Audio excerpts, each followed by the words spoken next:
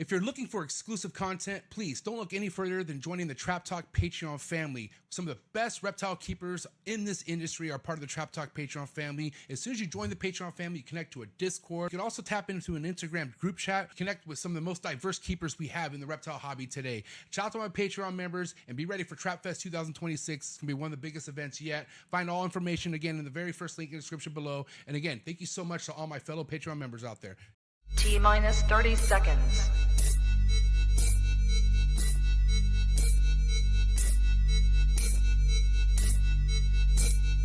T-minus 20 seconds.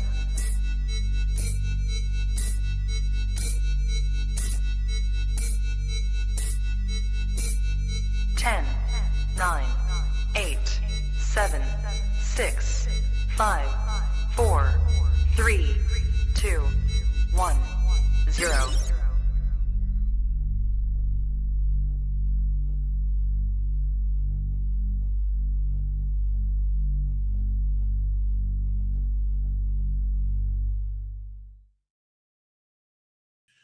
Trap Talk Reptile Network, coolest reptile network in the world. Welcome to episode 786, another chapter of All in the Bush Tuesday with your boy MJ, Alex Warren, and the Big Brown Breakdown, Sal. Cryptic Chondros in the house.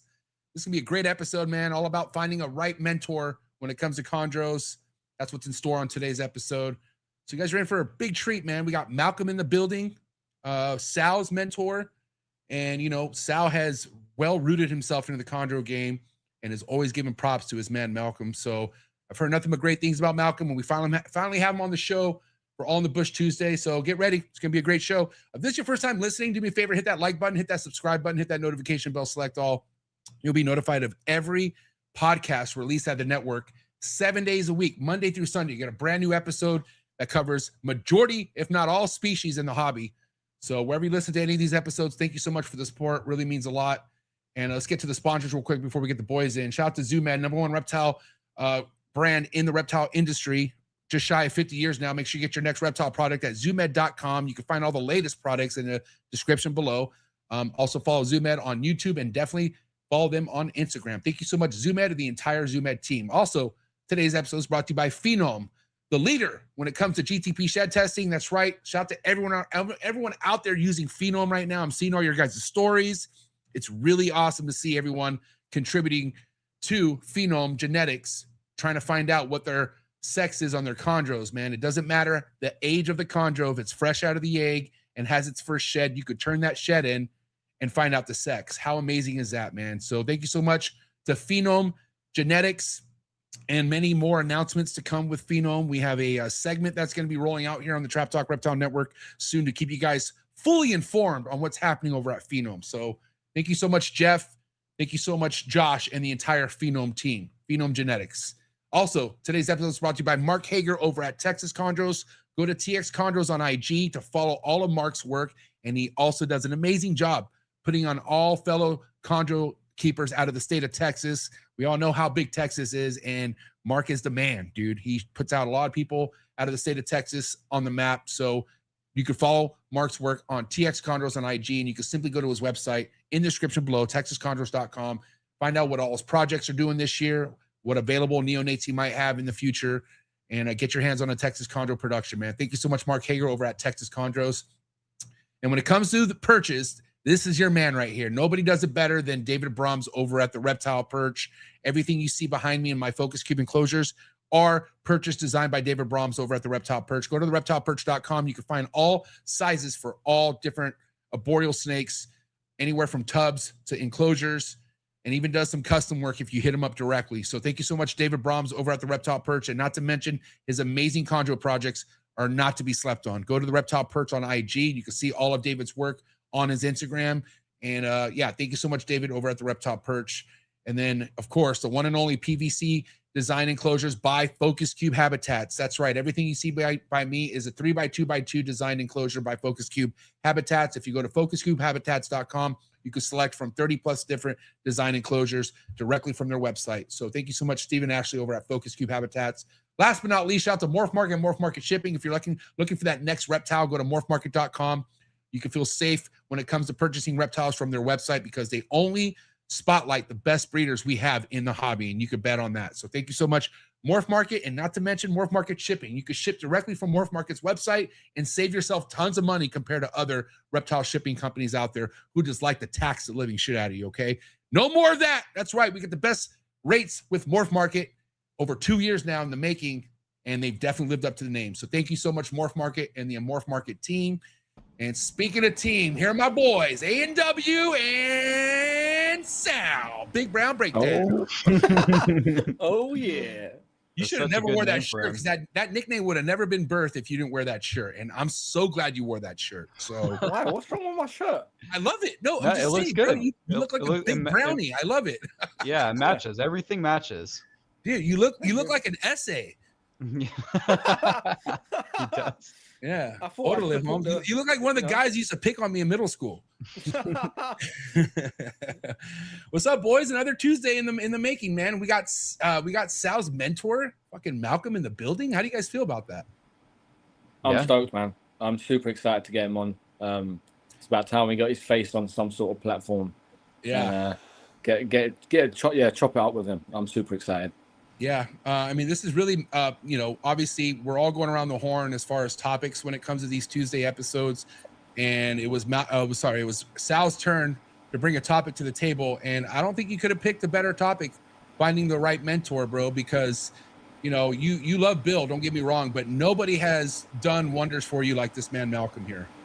Absolutely, and Malcolm's put me on. Malcolm showed me pretty much, I've learned stuff from others, but Malcolm's been there. Malcolm drove 3 hours to help me with my first clutch to get into the incubator. Malcolm's done some mad stuff for me. I got a lot of love for him, his family. He's not just a mentor no more. He's family to me. That's awesome, dude. And obviously we all have a lot to touch on tonight's episode.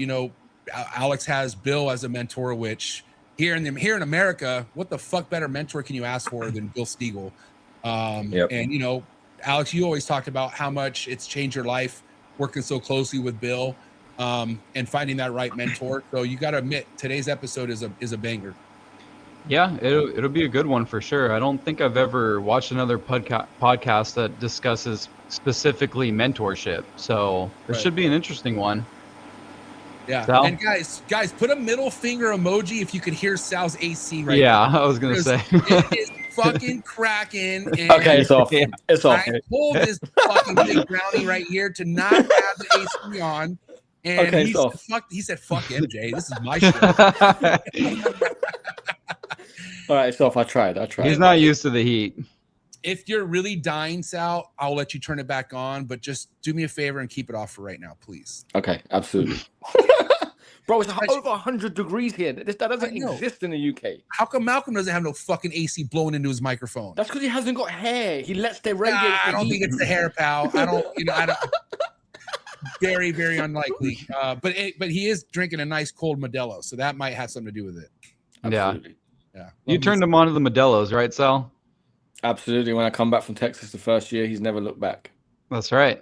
We'll get Malcolm's take on this, but I want to hear what you have to say. What's his take with you being such a Buc-ee's fucking fan? Does he think it's weird that you're obsessed with a beaver, or what does he think? He probably thinks I'm a weirdo, but but everyone thinks I'm a fucking weirdo about the Buc-ee's thing, but can't beat the beaver, man. All jokes aside, dude, I'm super stoked to have Malc on. You've mentioned Malc since the very first time you've ever came on Trap Talk. So without further ado, I'm ready to bring him on. You guys ready or what? Yep, let's do it. All right, go and turn your AC back on. I'm just kidding. Don't do it. I'm just fucking joking. All right, guys, do what you got to do to get your mind right, and do what you got to do to stay hydrated. This is episode 786, On the Bush Tuesday with Malcolm out of the UK. Let's go.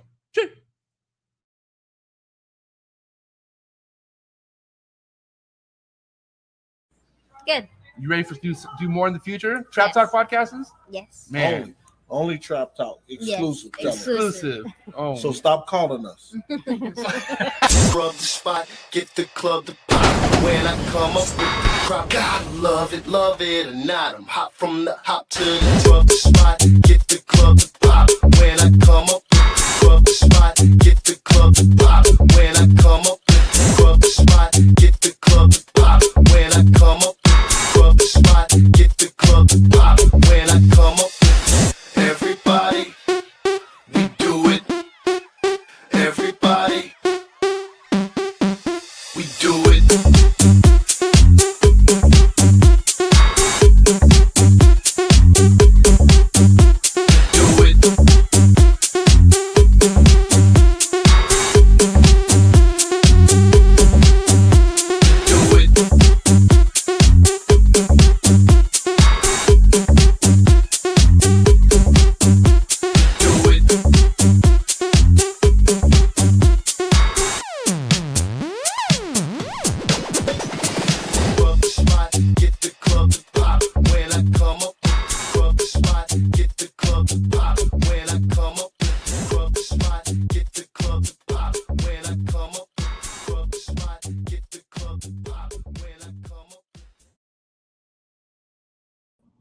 All right, we're live, episode 786. Welcome, Malcolm. What's up, buddy?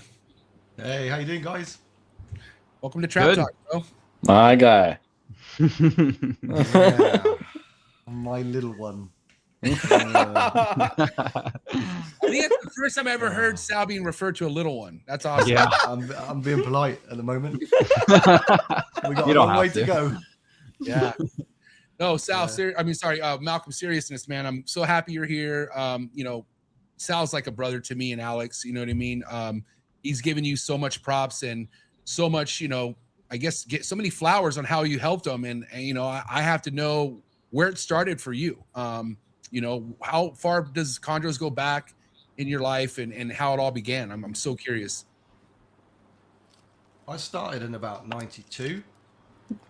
And that was just keeping just general main lizards, no snakes. Okay. You wouldn't get me in a room with a snake. Absolutely not in a million years. I hate them. I still don't love them.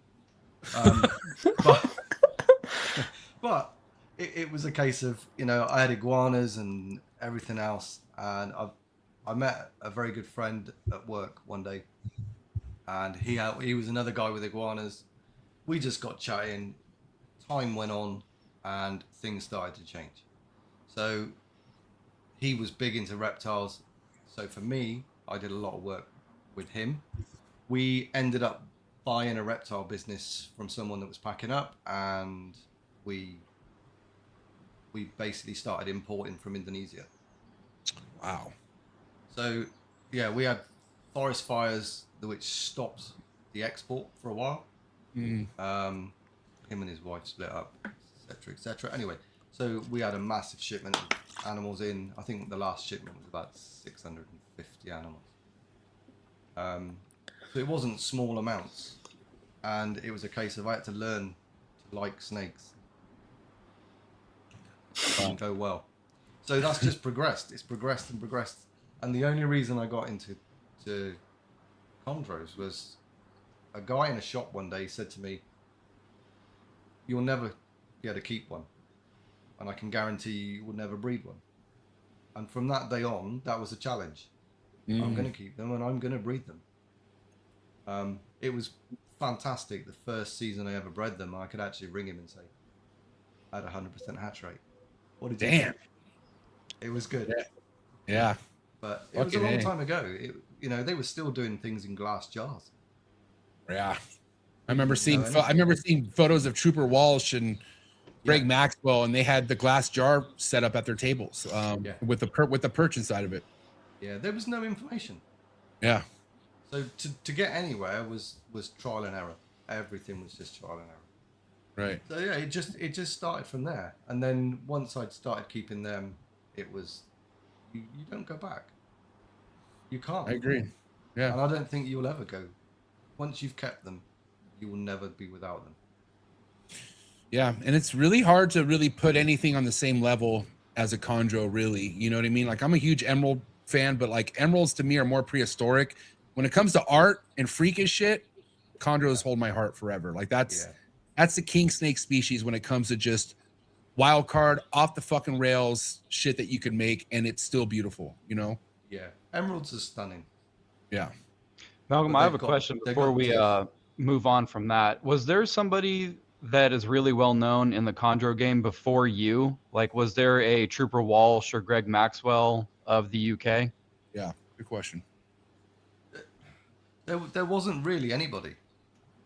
There was a number of keepers that sort of didn't want to let any information out. Nobody would help anybody. It was a case of, you know, back then it pretty much was a case of you couldn't go online and just sort of try and order or buy something from somewhere, because this is going to sound really old now. We didn't have that. So it was a case of you had to know someone, a friend of a friend, or we were back on dial-up internet. Yeah. You know, Yeah, no it social just media, started. none of that. No, it was all phone calls and faxes. Yeah. And if you didn't know them, you weren't getting them. Shut up. Malcolm, were you guys mailing each other photos back then too? Like in the mail, you would get photos and see what people had? Yeah, so when we had a shipment of animals in, we would have to either fax everything out. We could just start. It just started that we could email. But the majority of the time, it was just put it in an envelope and send it by post. It was hard. No. Dude, How did you guys ship snakes back then? You didn't. It was either a show or you collected. Oh, okay. So okay. There was a lot of stuff that got put in the post. Right. Officially. Jesus. Right. Yeah. And you had most of that was inverts. Snake wise, it was a case of you had to know the person. I think. Do you know what? I don't think it's changed much. Like still here in the UK, a lot of people are still not really like communicating well with each other or want to discuss or like help each other out. It's so much different here compared to the US. Like, of course, I think it's evolved over time, but it's nowhere near how you guys are and like how we all communicate with each other, speak to each other, help each other out. It's like a community. But over here, there isn't much of that, even now. No, we haven't got there, have we? No. You know, it would be nice. That you end up with customers that have bought stuff from you. And some of those keep in touch. Yeah. But to be honest, no, we don't have that. There's no family to any of it. It's just a case of you're on your own. Except in your guys' case, right? Because you guys don't. You guys seem like you guys have some sort of a bond where, you were able to fucking help Sal out a lot with the information that you knew, Malcolm. And I heard through Sal's not the only one you've helped out. You've helped a lot of people out. Yeah, I try. But there's a limit on what you can do or what you want to do. Yeah. Because if you've got an individual that is prepared to put the effort in, it's fantastic. But as soon as you get people that are just sort of they're taking a little bit of information, off they go, and they're not doing what you're suggesting, it gets difficult, and then you just have to walk away. Yeah, I mean, I was just talking to somebody about this, and it's no secret, I'm somebody that has to learn the hard way. Like I'll get advice, but my stubborn ass will still do what I want to do. I'm not like that much anymore. Well, maybe I am, but I just somebody that eventually I got to fuck around and find out. And that's a lot of the hobby today still, even in America, even though Alex, myself, Sal, Bill, Marshall, the list goes on. We put so much information out there. Not everyone listens. They fucking, how many times, Alex, if you've helped somebody, they circle back around, didn't do what you said, and they fucked it all up? A lot. I mean, that's kind of why I'm vague with my answers nowadays, just because, I feel like if you're meant to be in this, you're going to figure it out anyway. You're going to, I can give you all the information, but you could still fuck it up, and you're either going to be here or you're not. It's like when you're breeding your own snakes. Mm-hmm. You're working all day, you're breeding your own snakes. And in effect, when someone's asking you for help, you might as well be breeding their snakes. Because you're getting constant questions and you think, well, I might as well be with you. I could just be in the same room. It's the same amount of time. You're in effect, you're doubling your breeding program without the cleaning. Yeah. And that's where it gets difficult. So if people start sort of not taking on board things that you're saying, then it does get hard. And in the end, you just don't want to do it. Yeah. What would be the best way to approach you? Like if you're just coming into this and you want to make good connections, maybe find a mentor or just connect with people, what do you think the best way would be? I think people need to come to the table and they need to have done some homework. Yeah. It's no point just walking in thinking this is my first Neo. And then in the second part of the conversation, let's talk about breeding. Yeah. The animal hasn't even gone home. It hasn't settled in. It's not even feeding. They don't know what they're thinking. They have no idea what to expect. And they've got another 4 or 5 years to go. The minute they start talking about breeding, it sort of switches you off. I would agree. You can tell what their intentions are. Totally. Yeah. And Malcolm's a hard one to crack. Like in the beginning, he was like, it wasn't straight like open arms, warm. Like he was welcoming, but he was very like at distance for a He had a while. wall. It's He had a like, wallet. He had a wallet.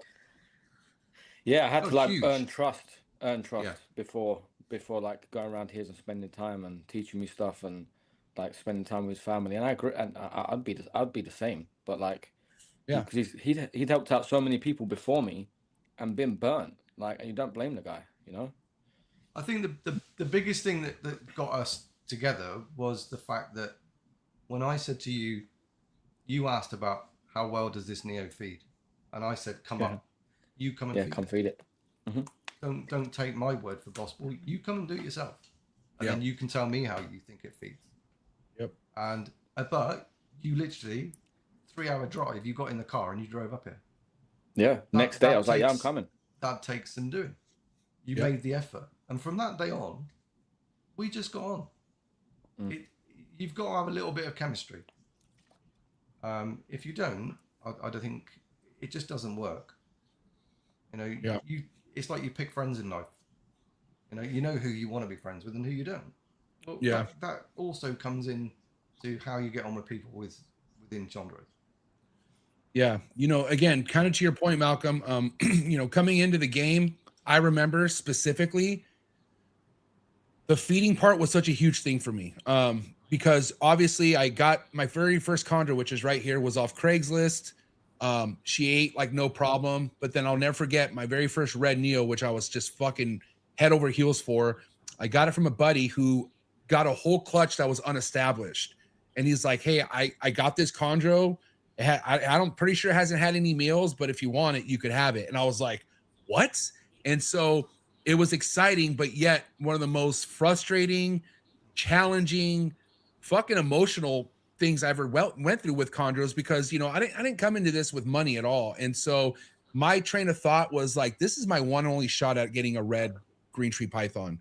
And it was supposedly captive bred and all that, which I believe the guy was. He just bought the whole clutch unestablished. So I went 2 months without having a fucking meal.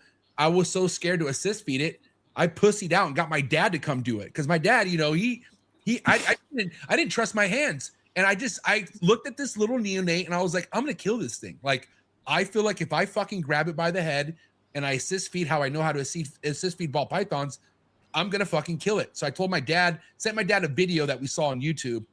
And I'm like, Dad, study this video. I need you here tomorrow and I need you to do this. And he was like, what? And I was like, please. And sure enough, he did. And I was so fucking tense. I left the room. And I'm like, just come in the house whenever you did it. And sure enough, my fucking dad did it. And it eventually ended up taking a meal for me. So my dad assist fed it once. And then the second time around, it took a meal and then it died. We've all been there. I shit you not, dude. I literally mentally broke down because I was so just thinking of the future of this neonate. Like, what color is it going to turn into? Like, what the fuck? Like, it was a pretty cool looking red neonate. But I was already, my mind was so far down the future, I wasn't even really just worried about the task at hand. Like, get this thing to survive. And I'm not gonna lie, when it ate, I thought I was good. I thought, like, here we are, we're good. But no, further than the truth, dude.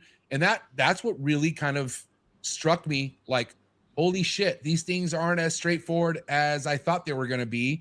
I need to figure this out. And so I put in the effort.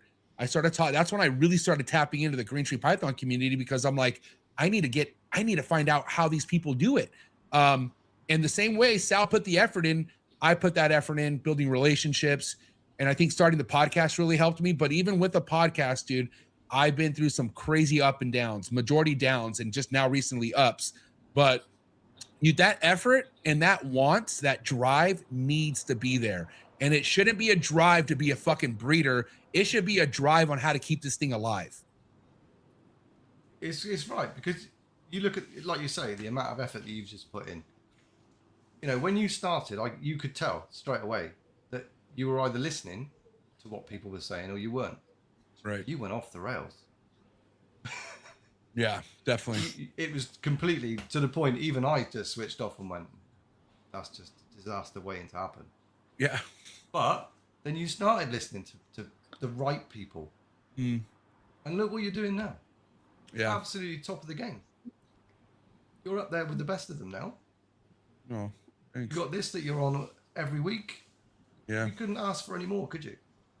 No, I'm literally living the dream, dude. This is I couldn't ask for a better life, and of course I couldn't ask for better homies like Alex and Sal to do this segment with me. And again, I think the reason why this episode means a lot to me because what you mean to Sal, whatever you've done to Sal has bleed into him where he does for others now, and I think that's where things go full circle. You know what I mean? Yeah, there's been some very choice words that have been said. Bro, there has been Some some days. harsh. Yeah, you need it. harsh. Yeah. It's why I'm the way I am, dude. Because motherfucker, if you really want my advice, it's probably gonna be shit you don't want to hear. Just so you know. Yeah. And it could come off like jaded and like, oh, do you not want me to succeed? No, dude, I'm just telling you what's gonna happen, what to expect. That's all. Bro, we had a situation once. I remember this was at my old house, and I was in my snake room, which Malcolm built outside in the garden, and he was like, this when I was just about to start dabbling with the breeding stuff, right? And he was like, right, when did that female last shed? When was her shed before that? I want to know her shed cycle. I want to give me your records for this animal. And I was like, I got an invoice. And he was like, you've had this animal for 3 or 4 years, and he was like, you ain't kept no. Bro, the way he ripped into me, I remember coming in, put the phone down, coming in, and my ex at the time was like, are you okay? Like, you're like gonna cry. I'm like, I was like, no, I'm just like, I was like, Malcolm just told me he's disappointed in me. I was like, Malcolm just ripped the shit out of me. I was like, and I remember catching up with him a few days later, and he was like, yeah, my wife told me. He was like, I went a bit too harsh. She was like, we need to talk.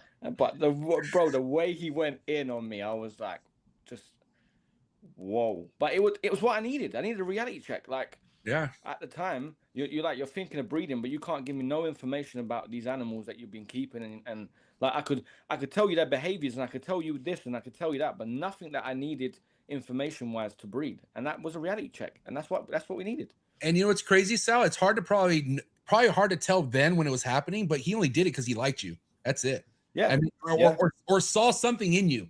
And that's how I am sometimes, dude. Like I tell people, if I'm going in on you like this, it's because I like you or I believe in you somehow.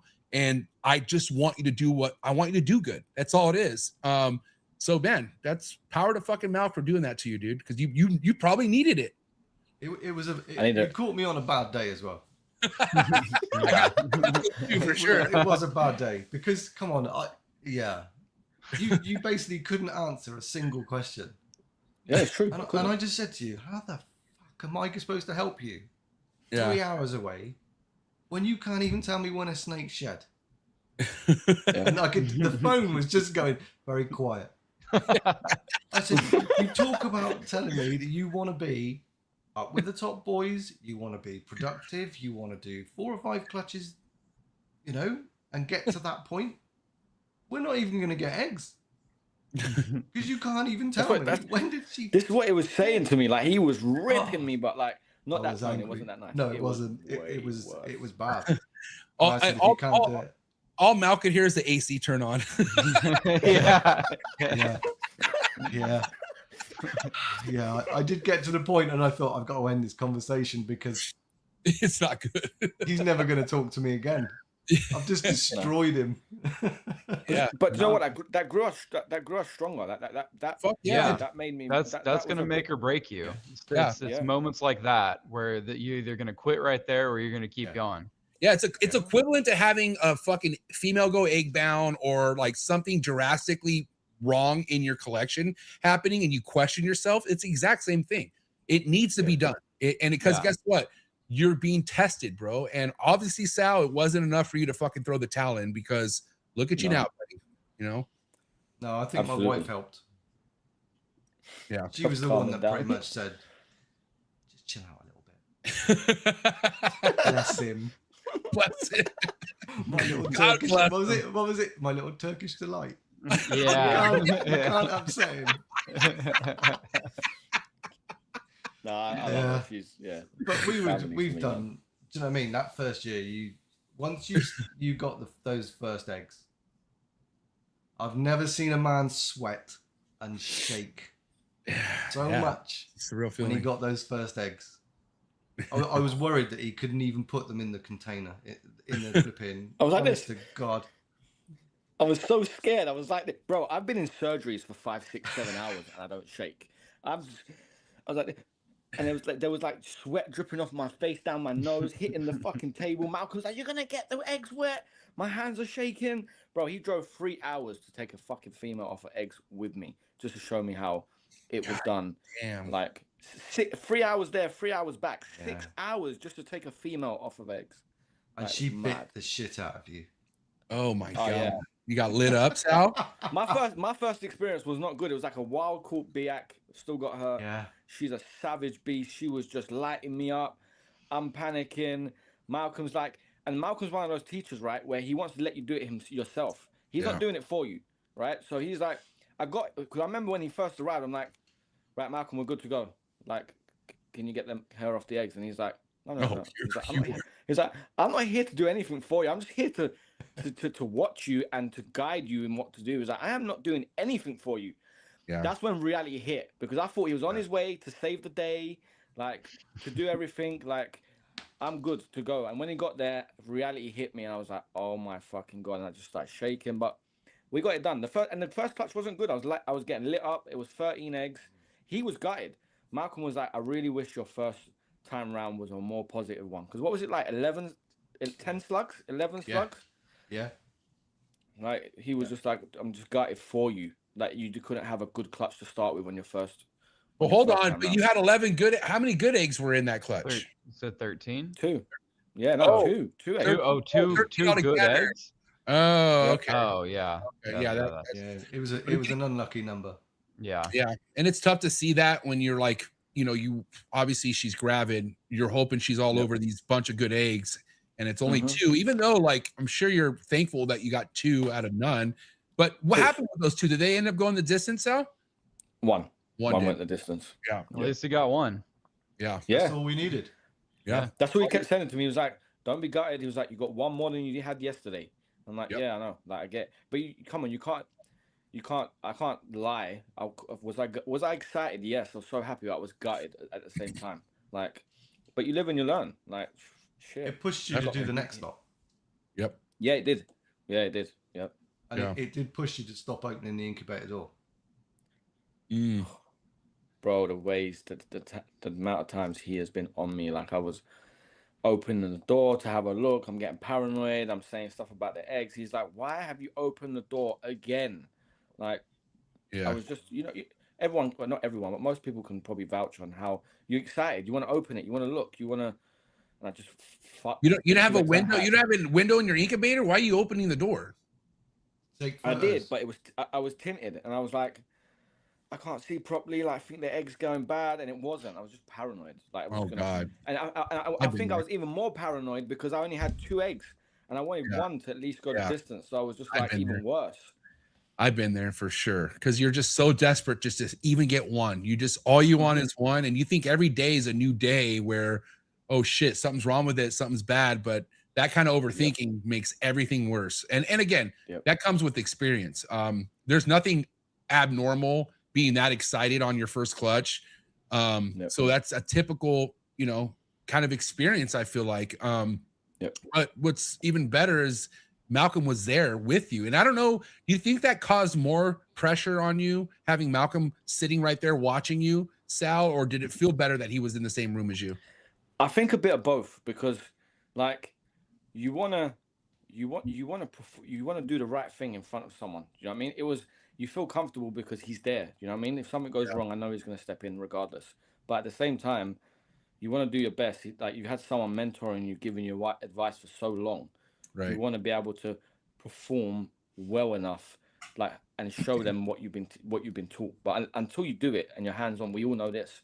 You could read a book and someone could tell you how to breed and hatch chondros all you want. Until you do it, it's a different feeling. Yeah. Couldn't agree more. And that's why, even with all your help with Malcolm, it's just different when it's happening in front of your face. And when you're in, one thing I give props to Malcolm for is not getting involved as far as pulling that snake off. Because what way is he helping you by getting to your house and just pulling the eggs, where you got to know what that feeling is like. You got to know what it's like to be lit up. You got to know the approach. All that absolutely stuff takes a lot of practice, but it matters on the next clutch that you get. So yeah, you're right, man. It's a double-edged sword because you're happy he's there, but you also don't want to embarrass yourself. Yeah. And the thing is, I had so much expectation to meet. He'll tell you himself. He Yeah. had like 100% hatch rate for years, touch wood. Like it was. So when someone's like done it for so long, his hatch rate's been 100%, and he's always had good eggs. You're like, you want to follow in the footsteps. You want to make him proud. I wanted to make him proud. You know what I mean? So like, when things are going left and you're losing eggs, or the eggs are coming out bad and shit, but he was like, it happens. So you're gonna learn from this. Yeah. Let's get into your incubation, Malcolm. You know, obviously you talked about your very first chondro clutch. It was 100% hatch rate. I'm curious, since that first clutch, has nothing changed when it comes to incubation, or have you kind of adapted and done different things since then? No, I've listened to too many people. Yeah. Biggest thing when something works, leave it alone. Yes. Fucking 1000%. But I did change things. So initially, I started off using vermiculite. And I didn't like the amount of problems. Oh, yes, I could get an egg to day 49. But I was in there some clutches, 2-3 times a day, trying to stop mold. And it was so difficult. Once you start fighting that problem, you've got a big job on your hands. Yeah. So in the end, I just kept. I tried some really wacky things.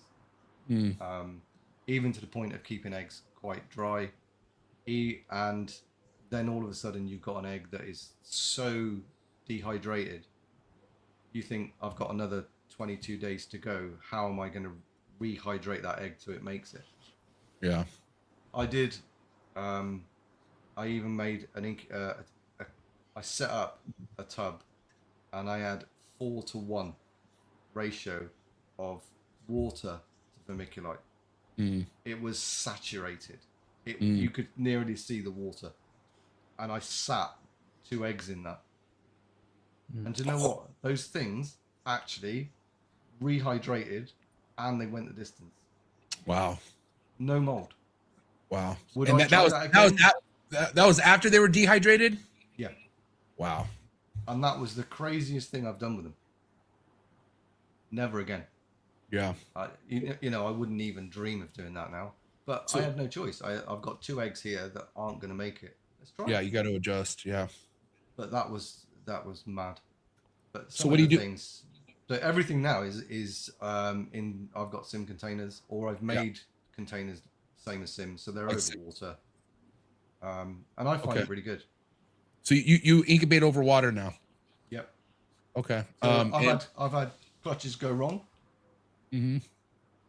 But I've had 2 clutches, literally on the same day, in the same containers, on the same shelf of the incubator at the same temperatures. One clutch completely crashed, the other one didn't. It was perfect. So it's not. So one of these things where we keep thinking, I've messed up with incubation, and that's caused a problem. Some of these problems are not incubation.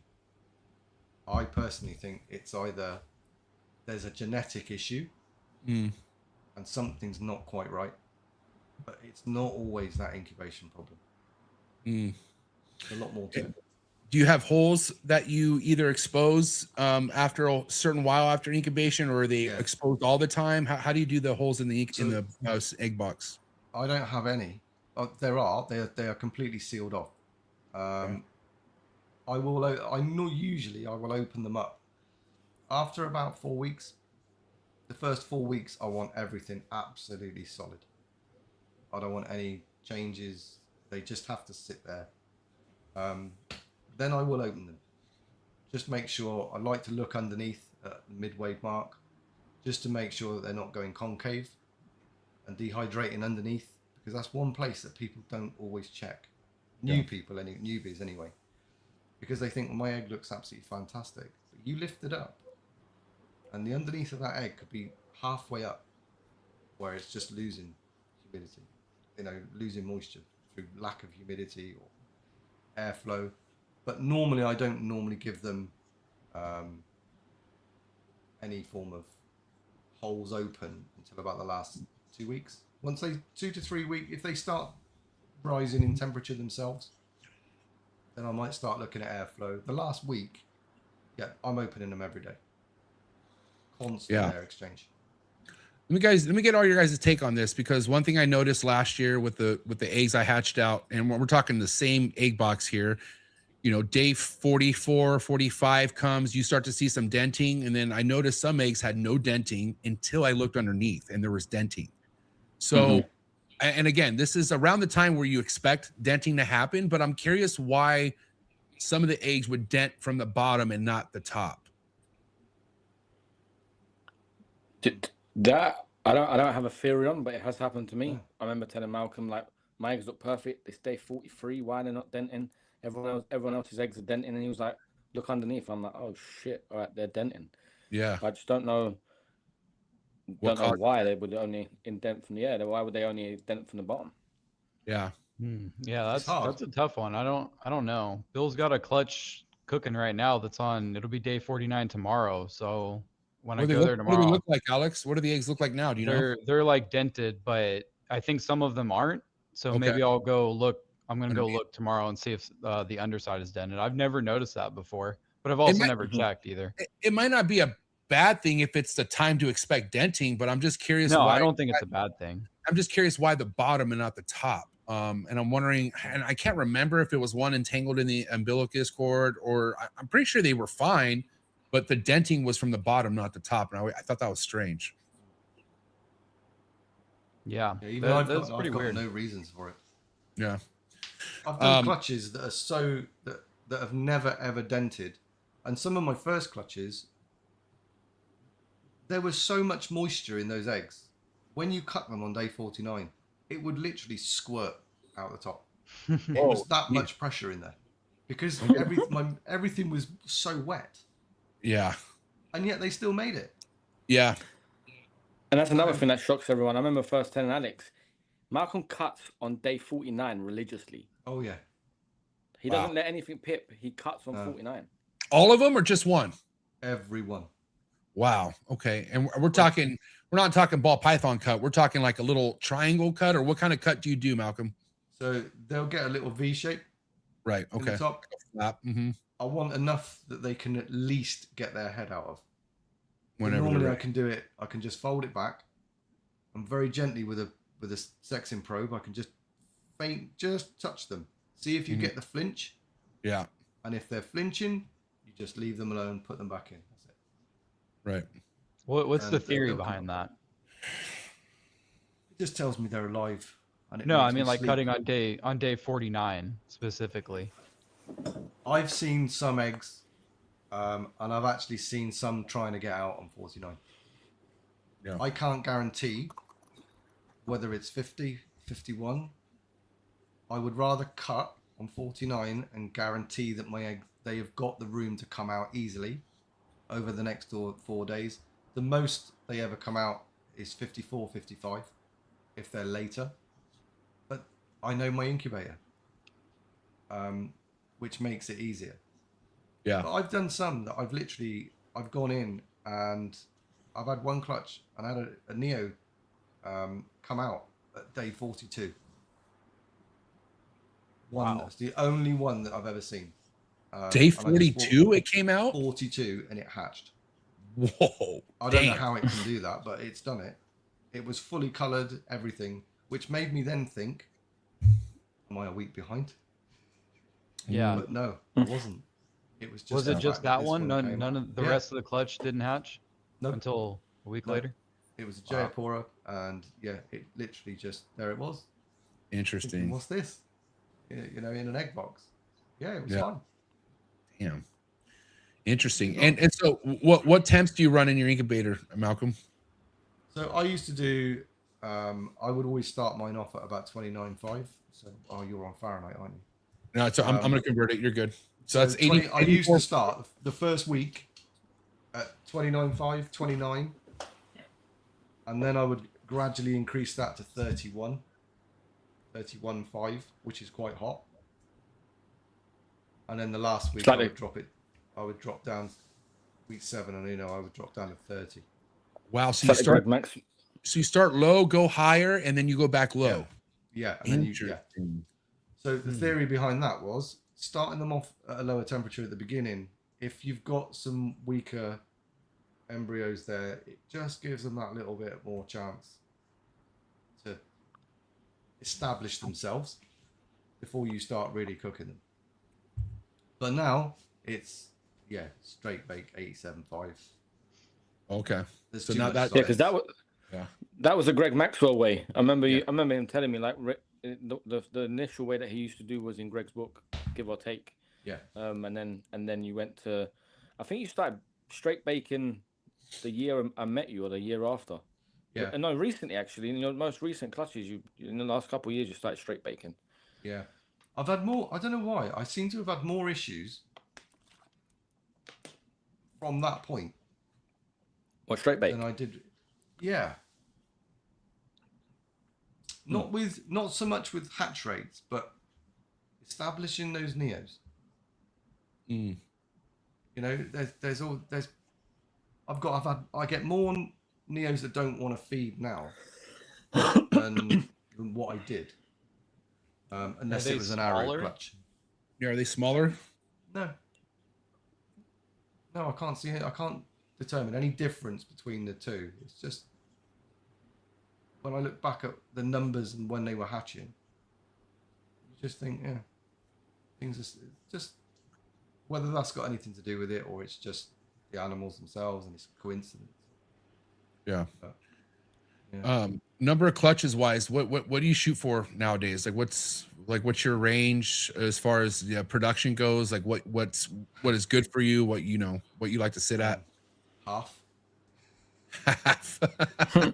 But he came out honest, completely a couple years back. Yeah. I did. I stopped when my female, that yellow female, passed away. That I just had enough and said, I'm done.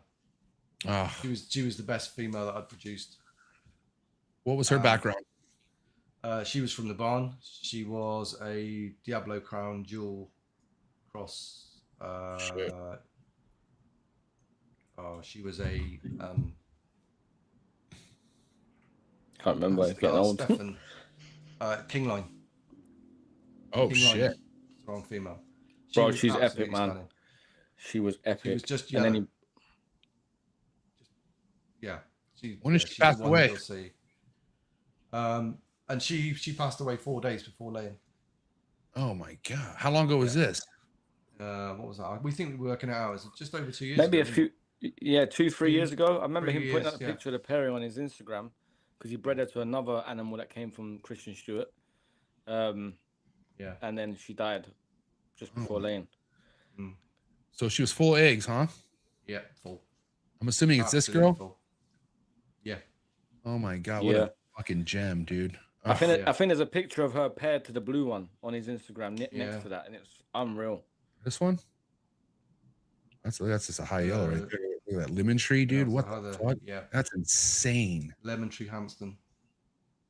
Wow. Oh, look at this one right here. She was absolutely there it is. No. Yeah, that's her there. No, that's the lemon tree Hampton. Yeah. It's a bit I don't higher see up somewhere. Yeah, and she didn't go. Trying to think. See, I don't put enough up.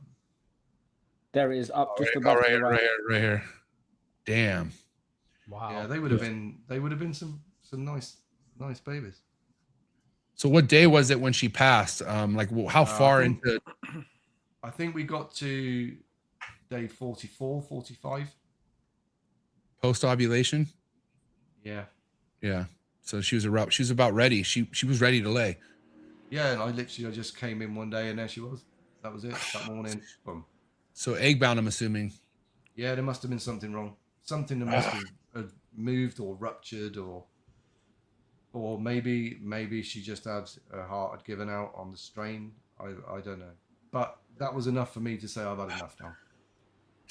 Oh man. But yeah. That's when he packed up. He gave. Look at that ovulation. God damn. I get it. That male, bro. That's the male. That's the father to couple of snake. That's the father to Blue Lagoon. So. Oh, okay. So where is that male now? Did he pass? Yeah. Yep. that was a Who was the blue male from? Christian Stewart. Oh my lord! It's another one that had come in. Yeah. So both these snakes are from the United States. Yeah. Yeah. God, Diablo, The blood is Diablo. the blood was. Yeah, there was an original Diablo crown jewel that Christian produced. It was obviously the sire to that. right. So Malcolm produced the yellow one, Stunning. and then the blue one was shipped in from Christian Stew. Yeah. Oh wow. So you made that yellow one. Yeah. That's why it's a little bit more personal when it's something Yeah, you that's made. it. So this is why we've gone back to I just everything is downsized. I want to just start For now. Yeah, I want to start building all my females back up now. You know, like we said earlier, everything, you know, make sure it's above 3% and we're all right. We're going to keep.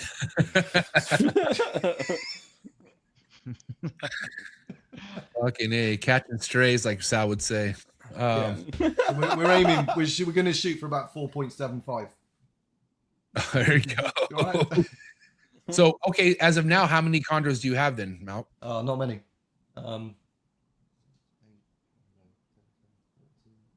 I think there's 14 in here, and then there's a load of babies in the rack. That's not bad. No, I mean, they're I'm all sure sort compared to of- what you had a lot more at one point. Yeah, I used to keep them in my garage, so it was all set up in there. But now I've brought them back in the house, and I'm gonna limit how many I've got.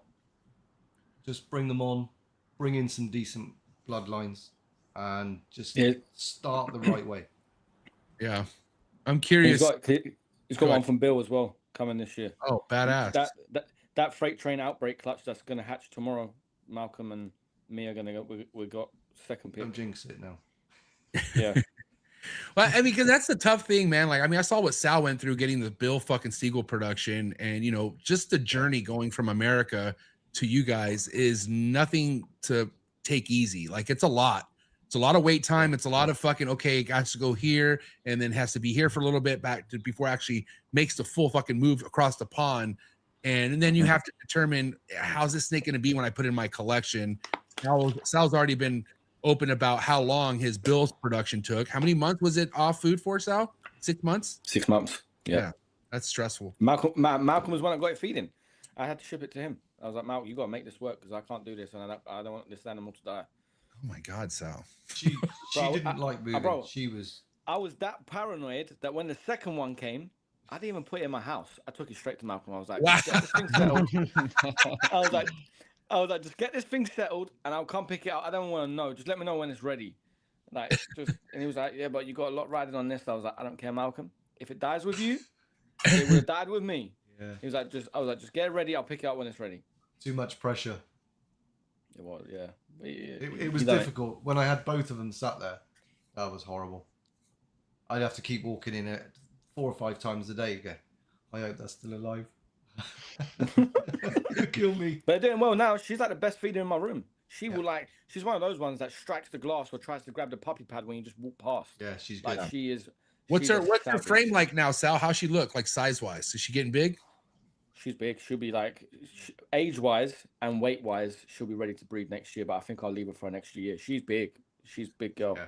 That's something to pay. That's something to pay attention to, because you know people think chondro going off food for 6 months is gonna fucking keep its growth from happening. But clearly, Bill had this thing well established and full of fucking food before coming your way, which obviously helped a lot. Absolutely. She didn't lose anything, did she? She just basically was static. She was just so secretive and shy once she'd moved it, and to try and get her to come out of that shell just to even look at a piece of food, that was difficult. You know, I just had to sit there holding the food in front of her and just moving in, you know, increments each night, and then changing the different types of food and seeing, you know, something's got to get you feeding, and just finding that trigger. And as soon as you found that trigger and she was comfortable, it was a home run. That was it. What was it? What got her to eat? Malcolm. For real. Do you know the easiest thing that got her aggressively feeding was day-old quail. Oh yeah, fuck yeah. Yeah. I love. The Quail King, MJ. I believe in the quail, man, big Do you time. know what? No, I've thank never you. used it until then, and we got some day old quail, and she looked at that, and that was it. Thank you Yeah. very much. You know, it's interesting sometimes. I'll get sub-adults or even adults that I just can't get to eat, like a regular ASF or a mouse or a rat or anything.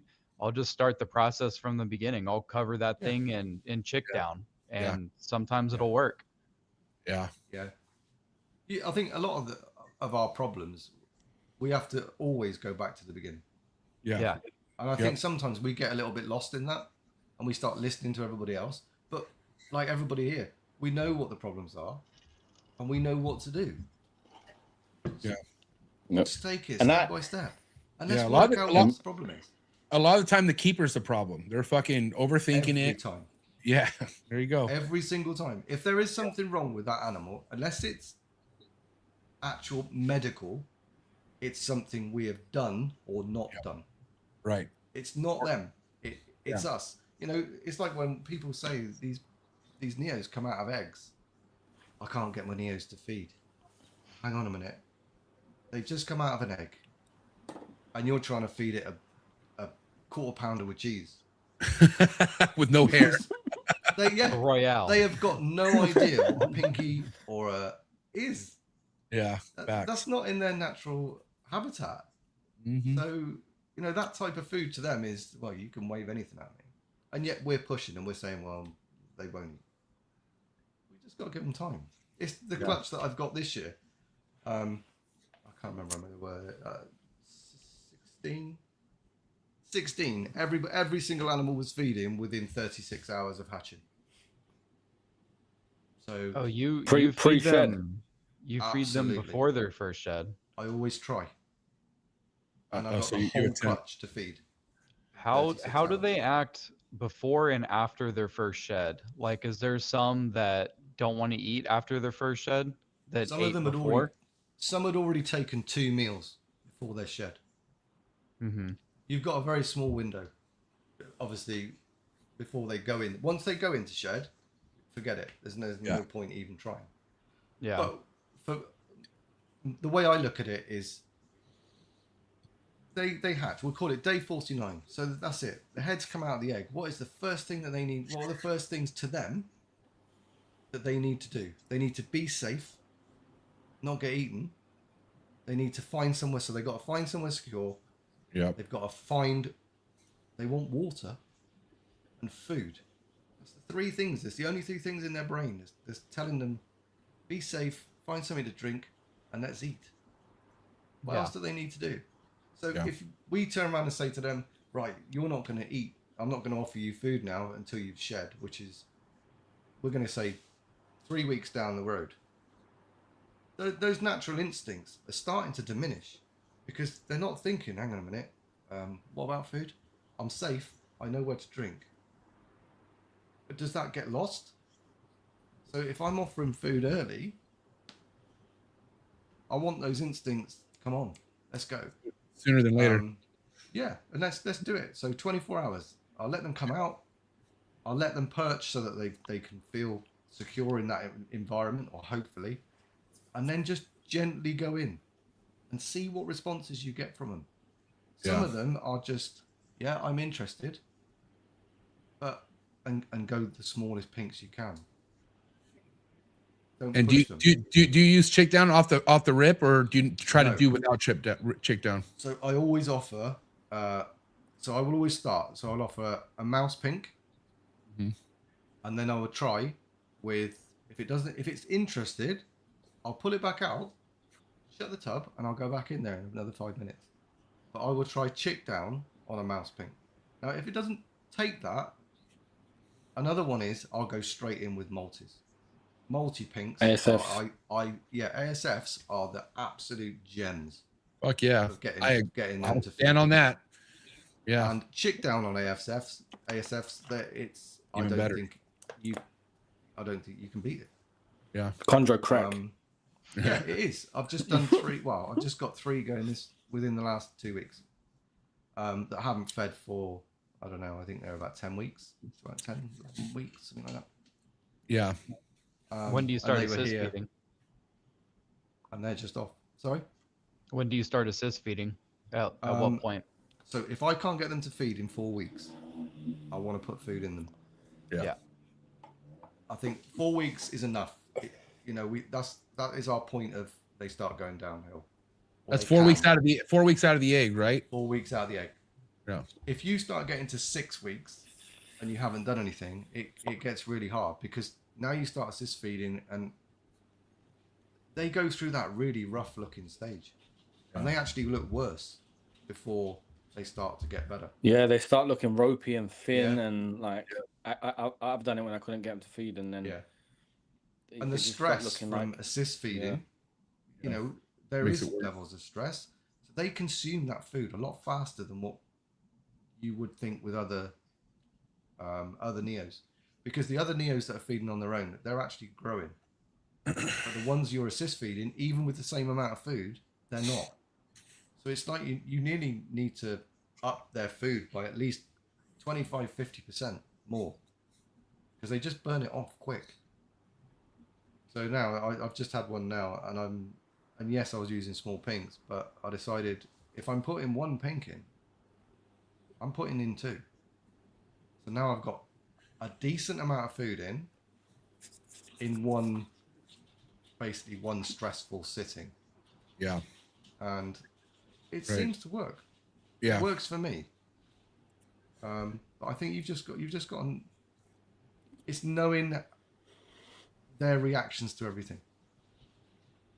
You just have to play, and it's one of those things that's hard to explain, but it's actually quite easy to show. You just by when you're offering food, you can tell that this animal is not going to like me coming in from above. This one likes coming in from below. Don't touch the side of the head. Don't go halfway down its body. Don't touch its tail. You can pretty much work out where they are. Yeah. And once you've got that cracked, you're off. It's a long way. Yeah, I agree. I think regardless of the clutch, all these have a certain approach that they like or prefer. Yeah. And it's up to you to figure that one out. But then again, you might find a strength in some areas that you overdo that strength with the Neo, it becomes a weakness, and you're only fucking making things or make the matter worse. And again, there's no one way of doing this. You have to adapt. Like, you have to figure out, okay, this one, you got to touch behind the back of the neck, or this one, you better not touch at all because it doesn't want to be touched. Just put it in front of its fucking face. You know what I mean? And it, that takes a lot of patience, but also experience. You got to, reps, man. I'm a big believer in how many reps it takes to kind of get certain shit down. And Alex will talk about it. I mean, that's one thing about Alex. He's had so many reps before his first clutch because of Bill. And Alex has a lot of shit fucking nailed down because of the amount of reps he has. Yeah. People give up too early. They do, yeah. How was your first clutch? Was it a success, or did it go to shit? It was a nightmare. The hatch rate was good. What happened after that? Yeah, the hatch rate was good. I think it was a clutch of arrows. And oh shit. Yeah, they didn't want to feed. I managed to get about 6 out of the clutch to feed, and I think there was about 18, 20 in there. And the rest, I was just going in, and everyone was saying, you got to wind them up, or you've got to do this. And they were just literally sticking their heads inside their coils, and it was just wrong. And everything you do in those first few hours, I think, is what it sets the precedent for the rest. Because if you start getting in there, getting heavy-handed really early on, you've now got nowhere to work. And they're already, as soon as you open that tub, that's it. My head's down, and that's what I need to do. And now you've got to get them out of that cycle to get them back into an actual I want to eat cycle. So now you've got 2 problems. I think the only thing that... Oh, sorry, Matt, go on. Go on. I think the only thing that you taught me as well is something that you do is, remember you telling me, I think Bill's the same as well, but I remember you telling me, if it runs, just put food down it. That's the only thing you don't fight is a runner. Like, if it runs, you just put food straight in it. Yep. Yeah. Yeah, once a runner, always a runner. It doesn't matter what you think you can do. Just, yeah. So if I know there's going to be a runner, even at 3 weeks, you're getting food. Yeah. There's no point. I'm not going to waste my time. Let's get that food into it. And then it all of a sudden, after a few meals, like Alex, you've done enough. You did your feeding videos. And you know, as soon as you get a few meals into them, they start looking interested. Yeah. They do. The light switch turns on. Yeah. It just makes it easy.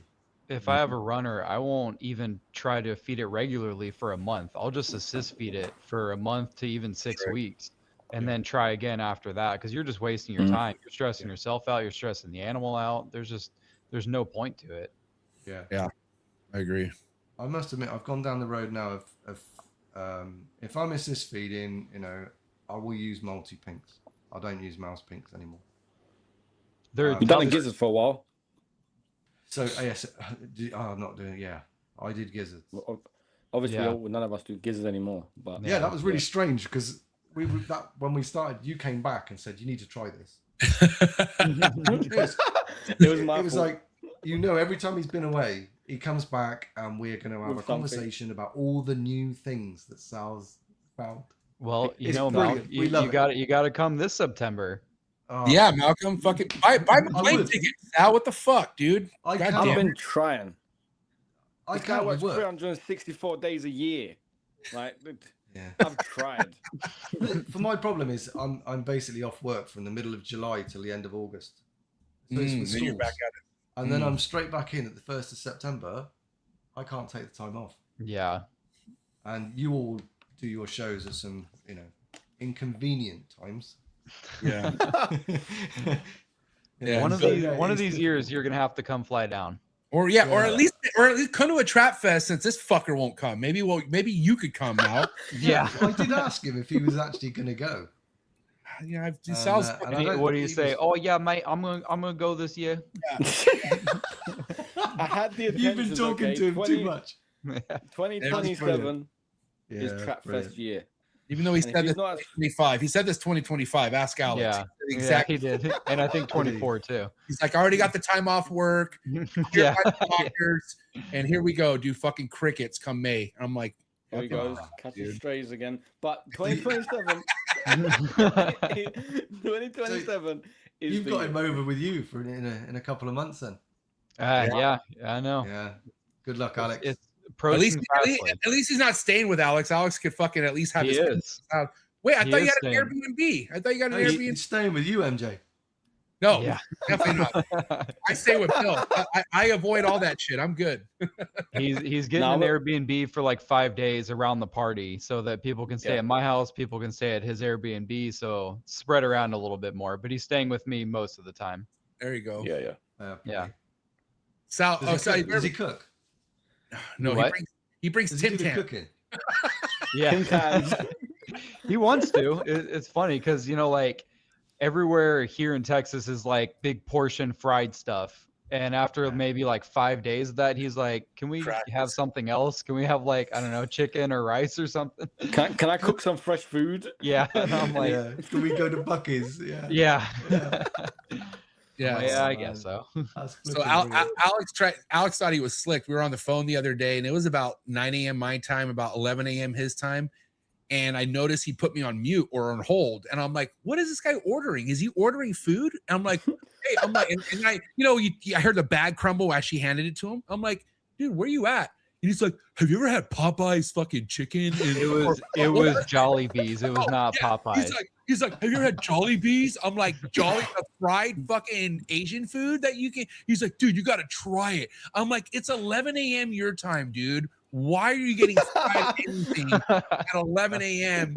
And we had a long talk. I was like, Alex, this might feel good right now, but when you approach 40, I guarantee you won't be eating this shit. I promise you. I still got 10 years. Yeah, you fucker. I'm just. Bro, I remember one of the days we went to like some chicken wing stop, not wing stop, wing place, and I was like, I got steamed rice, and Alex was like, why have you got that? And I was like, it's just so nice to eat something that's not fried. I was like, oh, you'd be living on brisket. Yeah. Oh shit.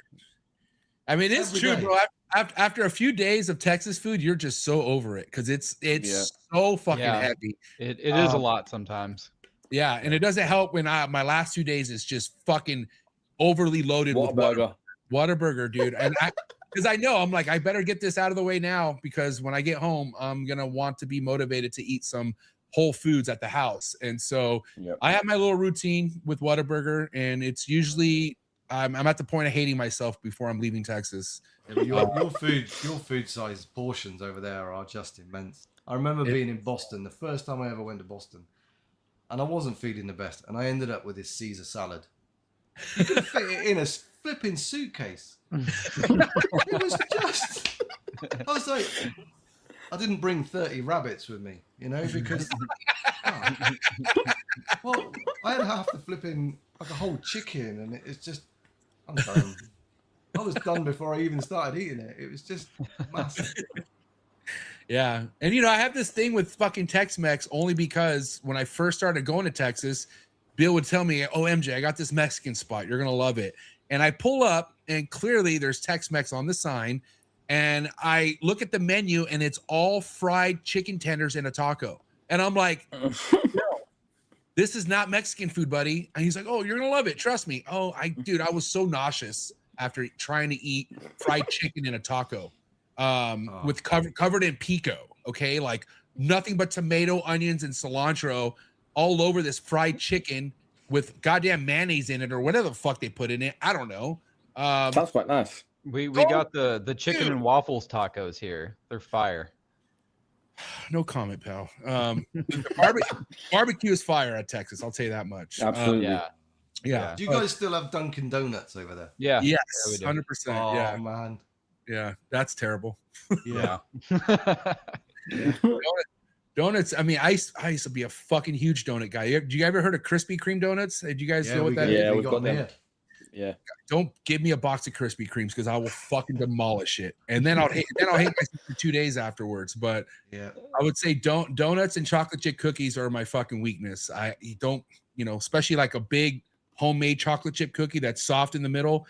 God damn it. I'll fuck all my diet off if I have that in front of me. I can't. I just can't. Yeah. And what are you doing a diet at your age? I'm 40, dude. Yeah. What? Yeah, I'm 40. Shouldn't be dieting at 40? Yeah, dude. Shit, man. I got my blood work done. I don't like any of it, Malcolm. I'm here to live for as long as I can. I don't, you know what I mean? Yeah. The route I was going was terrible. I had this thing. Well, once I kicked drinking, I relied on chocolates at night. But I'm talking like Reese's Pieces, the 4-packs. I would eat 2 of those before going to bed. And it was literally just I did that for almost a year. Like when I didn't have drinking, I relied on sweets. Yeah, and then it just, dude, I got up to 250. I was huge. And just not feeling good. Honestly, I could feel myself deteriorating from the inside. You know, I still dabble on a blue moon, but yeah, I it's less is more with that shit now.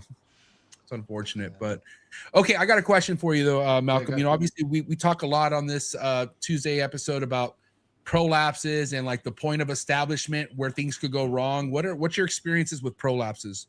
None. Wow. Tell me more. You never had one. You never had one prolapse? What a guy. I've had one female. I've had one adult female prolapse through eggs. But no, I've never had a neo prolapse. Fuck it. And Sal, you've had prolapse. What's the secret? Yeah. Yeah, neonate. No, I haven't had a neonate prolapse. No. I had what was it, Mal? They were like a year? Maybe a year and a bit? Yeah. And like a random prolapse, but I haven't had a neonate prolapse yet. I think I have a yearling? I can't think. Did I have a yearling do it a couple of years ago? I can't remember. I don't remember putting it back. But I've never had a neo. And I think a lot of that is I feed quite a lot. So I like once they start feeding, I will feed every 4 days. So if it comes out, you know, and it's going through the digestive system, then I'll feed them. 4 days is bang on. If they're hungry, looking for food, I don't think you can. No, I can't say it that way. I was going to say that you can't actually overfeed them when they're young. You can, You can, but it takes a lot. You But definitely they're have growing. Yeah. They need that food, and if Yeah. they're constantly hungry, I think their acids build up in their stomach because they want food. And I Yeah. think that there's a little bit of that can cause an issue. Mhm. But I like to get them onto anything with fur, hence why I like to push ASFs now. Yep. So I used to feed a lot of rat pups once I've managed to get them up in size, but I'm finding that ASFs are doing a much better job. That's a supreme rodent right there. You can't ASFs no. have like everything. Like people talk about organic this as humans. That's your organic rodent is a fucking ASF. That's I can't tell you the experience I've had last year feeding everything ASFs, their growth, but then how clean their shits have been. Like I'm talking a perfectly roped shit. I'm not talking about smear diarrhea where they're just basically just trying to shove this shit out. Dude, it is a perfectly formed shit. And you could tell a lot by a snake's turd. You really can. You know, especially humans. Like I talked about this on the show the other day, last night. Like if you're fucking going to the toilet and you're AK-47 your toilet and water's flowing out of your asshole, something is going on with you. Okay, you need to check it out. And it's the same thing with the snakes. If you're constantly seeing diarrhea or wet fucking turds, and this thing is on meal 20 or plus, dude, there's something going on with that rodent that you're feeding it. Yeah. Do you breed your own? I don't feed mice. I don't feed mice at all anymore. So I got this. So I got to the point one day that I was feeding sort of, they were yearlings just over, they were on 20 gram mice. And I was finding that you could warm them up in some, hot water. You'd feed them and the mice would pop. And it was happening on a regular basis. If as soon as that snake got hold of it and wrapped it really tight, it would end up a mess everywhere. Don't get that with ASFs, and I never get it with rats. And I think you can tell that the skins are a lot thicker compared to from on their way up from mice to rats. Rats are like leather. ASFs are perfect balance. Yeah. It's a mouse on steroids. It's like it's literally a half in between mouse and a rat. Yeah. Perfect nutrition. Yeah. And there's a lot of fat content in a rat, and with an ASF, it's protein and it's fucking fat. Like it's like the perfect happy medium. And again, man, I'm just a huge believer at seeing how the bowel movements look. And honestly, the growth rate, I'm not going to say, ASFs is the only way to get your chondro to grow. That's not the case, but I don't think anything else helps better than an ASF based on what I'm seeing, Yeah, it's balanced. It's definitely more balanced than mice or rats. Yeah, rats definitely. are good. I must admit, I still think they still need rats in their diet. Yeah. Fat. Yeah, especially early on. Yeah, I have some holdbacks right now that are on some rat pups or some smaller rat pups, and obviously I'm watching the size of it, but I'm a huge believer on rats as well. Like I don't think there's anything wrong with rats, but I feel like rats is where you could fuck up and overfeed. Like you have to be mindful of how you're hitting them with rats, because I feel like rats could get a snake obese at an adult age if you're not careful how you're feeding it, if you're not letting it shit. That's another thing too, Malc, that I noticed last year. The whole feed a Neo once a week. Fuck that shit. If that thing is shitting after 3 days, I'm feeding it right away again. And majority of my neonates that were well established last year, 3 to 5 days. Every 3 to 5 days, I was fucking hitting with another one, and they did just fine, dude. They did just fine. Some took back-to-back meals, Malc. Some like literally, I hit them with 2, and they did perfectly fucking fine. Now, mind you, if I hit them with 2, I waited 5 to 7 days. Like I wouldn't hit a snake again in 3 days after feeding him 2. You know what I mean? I would spread it out, but I experimented with it. I'm like, you know what? Here's another one. And dude, these things can fucking handle it, dude. They really can. You got a lot of Neos this year. I do. Yeah. Well, no, not this year. Well, this year's not bad. I got 28 eggs this year. Last year I had 70. Out of the 70, I have 27 held back right now. So how many yellows did you keep? Well, I did keep some. So I kept how many I got 5 yellows. I got 5 yellows and the rest red. Good. Yeah, but they're calico line outcross yellows. I mean, they're yellows I did not want to give away, but the other, I think 6 or some. I think I have 10 yellows out of the 70 last year. So Wow. you know, did some charity work. Yeah, We need them. Charity work. I mean, listen, if I shout to Phenome, but I'm getting these checks, I'm getting these yellows sex shed test. Any males that come back, join my Patreon for a free yellow. I could tell you that right now. Okay. I'm not keeping any yellow that is not a female. It has to be a female. That's my rule. So send it to Mark. why not? I will, dude. Promise you. Well, listen, Sal's buying something from me at some point. So what I'll do is I'll throw a yellow in the package, and Sal, you give my homie a yellow, and then you give me full price for a red, Sal, and we're good. Absolutely. Do you know what? I'm on the same page as you. I rang up. Like, I got a couple that Malcolm gifted to me. We give each other snakes every year. That's awesome. And he sent me a few over last year, and one of the yellows has just like changed color. And I rang him last week, and I'm like, Malcolm, I think this thing's just shed out male. And I was like, I don't want to sound ungrateful, but it's got to go. And he's like, well, I don't want it back. I'm like, okay, well, what do you want to do with it? He's like, I don't know, give it away. Do it. He was like, just gift it to someone. Because if it was like what MJ just said, if it was a female, I would definitely have kept it because the genetics on it are nice. But as a nearly all green snake male, I'm not going to breed that onto my designer females, and I don't think anyone here would do that. So I'm on the same page. And Malcolm supported it. He was like, just give it. And I have found it at home.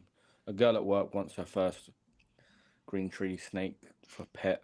And I'm like, yeah, come and get it. You can take that. But that's it. It just got them. It's got them into the start of the hobby, and I think that we need to get more people involved. And that's the thing, especially in the UK, and I think it will happen over time. I could kind of see the growth already in the UK, but I feel like Sal, I mean, since you're the biggest face right now in the UK when it comes to chondros, you should organize a fucking gathering in the UK. Something that maybe me and Bill and Alex would fly to. That's not a bad shout, actually. That's not because me and Alex talk about wanting to visit the UK a lot. So yeah, I think we should organize like a fucking all in the bush fucking fest at your. Well, that sounds crazy. Whoa. Bush fest. That sounds kinky. Never mind. Yeah, that sounds. MJ. That's a good idea, though. Yeah. Dude, we see some people there with leather masks, and they're fucking just like, "Hey, we're here for the orgy. What's with all these snakes, dude?" if we plan it though, you guys would need to fly out. That is a good shout. That's something I would do. Yeah, I guarantee people pull up. I think they would pull up definitely, but I just don't think they'd come together as much as you think. But I think if we gathered and all of us guys come together, I think people would turn up definitely. Because people from Europe would come too. You would understand that, right? Yeah, for real. It would need people. Yeah, it would give us an excuse to go over there and see your collection. Oh yeah. And Malcolm's okay. So you're 3 hours from Sal, Malcolm? Yeah, about 2 now. Yeah. 2.5. Yeah, 2.5. 2.5. Okay. Hours. It's not far. Yeah. Anyways, but I think, putting the effort, Sal, of bringing people together is in your guys' best interest somehow. Because again, I feel like if people are more aware and they see something being brought together, just like how Bill has his parties, I have my party, I promise you growth will come from those. I really think. Yeah. But I've been trying though. Honestly, I've been trying, especially like the whole YouTube thing. I'm like, guys, I message people all the time. Let me come over. Let me shoot a collection. Let's get you let's get you out onto YouTube. No one really lets me do it, bro. Like no one ever says yeah. Like it's mad. That's why people are like, yeah. I run out of content when I come back. All right, I take fucking 60 years to put it up, which I need to get better at. Yeah, he has two vlogs a year from this guy. I'll tell you that much. Bro, I'm about to come back to Texas in 2 months, and the Bill Stiegel video is about to go up in like 2 weeks. But like, even if I was consistent and put a video up every week, once I run out, the only thing that I've come up with now that I've built my room, is I'm gonna start doing my own collection, doing things inside my room. But otherwise, no one over here would be open. If they are and they're watching this, hit me up. But honestly, but now look how good your videos do when you put them out. They do good because there's not enough of that being put out in the UK or Europe. Yeah. So a lot of people from that area all grasp your videos because who else is putting it out? Here it's pretty I don't even want to say here's even saturated. I mean, Alex, whenever the fuck he decides to put videos out, they do pretty well for the most part. Every time I put a Chondro content on Morph Market, it does pretty well for the most part. But you do blow out numbers whenever you put shit out. Thank you, bro. Yeah, I'm gonna try to be more consistent. I'm gonna do another one in Malcolm's room. We done one of his. That would be sick. I'm gonna go and do a new updated one. Yeah, yeah, we're doing it. You can't talk about but that. Yeah, I'll be there. Like, chill calm your horses down, buddy. Come on. But because his collection is growing, it's changing. Like I know it's like he's got a few bits from me. He's got a few bits coming in from the US. He's got things that he's been breeding. Because when he came back in, it was a fresh start for him. He had nothing left. Like he gave me all of his holdbacks at the time, and then he started fresh. And most of the stuff that he got back in, he weaned out. So now he's got like. Yeah, a few bits from me, a few bits from other people, a few bits from US. It'll be good to do a video. And like he says, females. So far, Bill Snake hasn't arrived. One day it will, but so far he says the best snakes in his collection are from me. Do you know how lovely that is to hear? Do you know, like, when I could give him. Like, this guy had been giving me stuff from day one. Like, not day one. I started buying stuff, and all of a sudden he was like, "Take this snake, take this enclosure, take this neonate." Like every time I go there, I leave with a neonate or leave with a snake or something. Early days, and it was so nice to be able to be like, Malcolm, I'm bringing you some neos. I want to give you 3 neos this year. Like, should be. Like, and yeah, it's so nice. It was nice. Let's see the one you pulled out before the show. Yeah. And if it's one person's collabs that I'm jealous of, is fucking Alex and Bill's. Okay, because lit up again tonight. Alex has a way. Got it mastered. Alex has a way of just tossing in whatever male he has in Bill's collection to one of nicest fucking Bill's female and says, "Oh, looks like we're having a collab." All right. Looks like half of these are mine. 5 weeks later again. All right. So what's Malcolm about to pull out, Sal? This is a glass of Wimina bred to a high yellow biak. Oh my God! Look at this fucking thing. I'm gonna give you the big screen, Mal. I'm gonna see this. All right, let's try and get this in focus. And there's a red neonate, right? She's a yearling now. That was a red neo, Malc? Yeah. Okay. She's. Was that focus? Not really, but you could see it. I mean, that's fucking really nice. And Sal, you made this, right? Yeah, she's coming up 2 years now. They're 2 years old. Yeah, that's crazy. That's a good sized snake for 2 years. Yeah. Dude, that's beautiful. Really well. I gave Malcolm 3 of those and 2 red. 3 of them? And yeah. All right, bro. You're a good guy, Sal. We get it. That's a good dude. That's a good dude. Right that thing's amazing, Sal. Yeah, this is a really nice animal. Yeah, and again, there's a lot could happen in the next few years, but the way that is so far, with the way that green's coming in, it looks like it's gonna be most yellow than green. I could be wrong. I had a couple I posted recently on my Instagram of the siblings to that animal, and they're doing fucking really nice. That was from 2 years ago, Sal. Yeah. And that was 2 years ago is when you had your best year. You know, to date, when it comes to that. Right? Yeah. That was when I had a few clutches go full 100% hatch rate, 16 for 16. That was the first 16 for 16 I got. And the year before that is when you had your first clutch, and you got thrown into the wolves. Yeah, a year or 2 before that. So that, God, look at that. That's one of the siblings, and then male or female? This male or female right here that you know. I haven't sexed that one yet. Okay. And then if you go down like 2-3 posts, you got the other one, which is even more yellow, to the left, far left. Yeah. Bloody hell. Damn. So, yeah, they're doing really well. They're doing really, really well. And then the other green ones that came out of that, they're more like a speckled look, like they got a couple yellow heads and yellow splattered all over them. This one? No, that's not from the same class. That's a different one. That one, I'm gonna put an updated picture that I sent a video of it to Alex yesterday. That looks like it's going blue. If that one there, that one, dude. Woo. Yeah, I love this. So they're coming. Yeah, like a tri-color looking. Yeah, it's really nice. This gives me, you know what this gives me? It gives me Blue Deuce watermelon vibes. Malcolm. I let him pick from day one. Hey, doesn't this kind of give you Blue Deuce watermelon vibes, Alex? Yeah, it does. With very interesting look. A fighter jet somewhere? Sal, Is that Sal's toilet? We've Sal's glitched out. Look at him. Sal looks Yeah. like he's just fucking so burnt out. Sal, you there there? he is. Yeah. I'm back. Yo, sorry. I'm gonna kick you out. Come right back in. Poor guy's probably melting. He should just turn his AC on. Wait, it now is Malc. absolutely. Oh, Malc's fucked roasting. up too. Malc, I'm gonna kick you back. Come back in. Damn, what's up with the UK over there, man? Someone, I think Russia's fucking interfering their internet right now. Yeah. That's Oh what those my planes God. were. Yeah. Those dude, I give props to Sal. Those are some pretty fucking productions there. Yeah, he had some really, really nice stuff. He's about to have some more too. He's got some really nice females that are of breeding age right now. And I mean, you'll know this better than I would, but those snakes he just showed off, those were all red Neos, right? Yeah. Those are all reds. Fuck yeah. All right, here's Malcolm back. Ooh. Uh-oh. Might be something with the white. Malky, there, buddy? We're good. I think there's something up with the internet. Oh dear. Can you hear me all right, Malk? Yeah, I can hear you good. Yeah. Is your laptop dying that you know of? Normally when this happens, your battery's dying. I just want to make sure you got No, it's battery. good.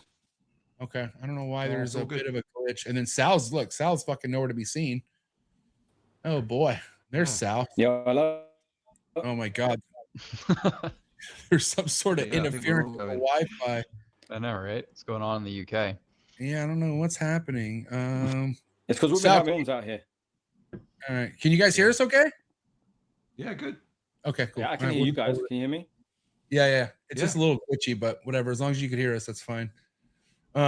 All right. So Sal, I want to give it to you, man. Where do you want to take things right now? I know we got about 30 minutes left. What's a topic you want to cover with Malcolm? I wanted to ask Malcolm, what do you look, not just me. Jesus.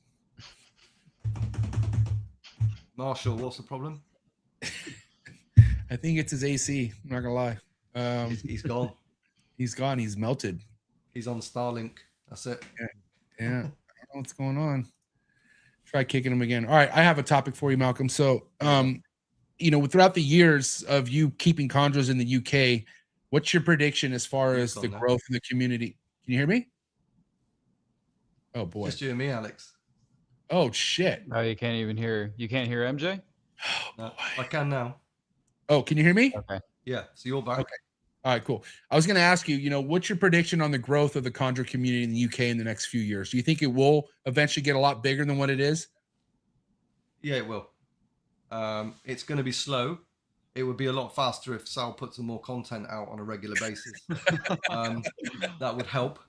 But, it gets a little bit, he just needs a little kick up his ass. I wouldn't. Now and I again. couldn't agree more, dude. That Sal definitely needs a kick in his ass. 110%. Yeah, we're doing all right. We're getting Kick him there right in the slowly. bush. But Can you guys hear me? Yeah, we can hear you now. Can you hear us? Can you hear Sal? me? Yeah, Yeah, we Come can on, hear you. Sal, can you hear us? Yes, I can hear you guys. Can you hear me? Yeah, we're good. We're good. But go ahead. Go ahead and repeat what you're asking, Malcolm, please, if you don't mind. I was just saying, the UK will grow, definitely. And I was just saying, so it would grow a lot faster if you put more content out. Couldn't agree more. Fair play. It's I'll hard. take that on board. I know how much work. The amount of work he puts into it is brilliant, and I always take the mick out of him constantly. And he's always saying to me, "Well, you don't do anything." Bro, this guy doesn't even post a picture once a year. No, no, I am the worst. But that's why I can tell you to do it. Yeah. Yeah. Okay, you got to also admit, Sal, when somebody like Malcolm has that many years under his belt, he doesn't really need to post shit. I mean, as far as like, name establishing wise, I mean, I still think it would help him. Don't get me wrong. It's 2026, but Mark Bailey, which me and Alex are good friends with Mark Bailey, he has zero social media presence and he's fucking been in the game 40 years. So these OGs are kind of hard to crack when it comes to putting themselves out there on social media. I will agree. Absolutely, I agree with you. The only reason I always try and push them to do that is because I'm like, Malc, you have done so much. You have had so many clutches, like some epic pairings. I'm just like, I want people to know about your shit. Like, not just in the small bubble of like the UK. Do you know what I mean? I'm like, that's the only reason I want him to. I'm like, I want you to reap the benefits of the shit, the time, the hours, and the days you put in, and what we get stuck in time, and we get stuck in our ways, and I get stuck in my own ways. You know, he's stubborn. It got to the I am stubborn, absolutely stubborn and fucking grumpy. My man. But, you know, it was a case of I would produce Neos, and my inboxes were constantly, have you got any of these? Have you got anything? What are you breeding? Have you got any Neos available? And I hardly ever had to advertise anything. Yeah. And then you get to that point where those generations of people that were buying have either left and moved on. If you don't start putting stuff out, you will get left behind. I haven't bothered really advertising many of these Neos now, have I? Bro, he hasn't. And the thing is, they're just sat. They come out so sick, like they come out demonic, like they were black, like the sickest neonates. I'm like, bro, post these, man. People can see them. They're gonna want to buy them. Like, I just try and push him out onto the social. And I know he's never gonna change overnight. He's not gonna sit there and be posting like us all the time. I get that, but I'm just like, Mal, even if you post once a week, or I'm like, just put a story up, you know, like just something. But you said it the other day because we were talking about. He said, "How many Neos have you got in the rack now?" I said, there's at least 12 that I don't need. They can go. He said, what are you going to do? They'll go. Yeah, and they do. They eventually do. But like, I'm like, Malc, I'm pushing mine out and put stories up. Like I'm touch wood, I'm completely sold out so far this year. And I'm like, Malc, just put them up. Like, let people see them. Even if they see pictures of these things, they're gonna want to buy them. They're just like, so for the UK, the quality of them is unbelievable. Yeah. They're like fucking black. I just don't have any yellows for anybody. Yeah, because he's got red dominant snakes, and no one come at me about the red dominant shit, man.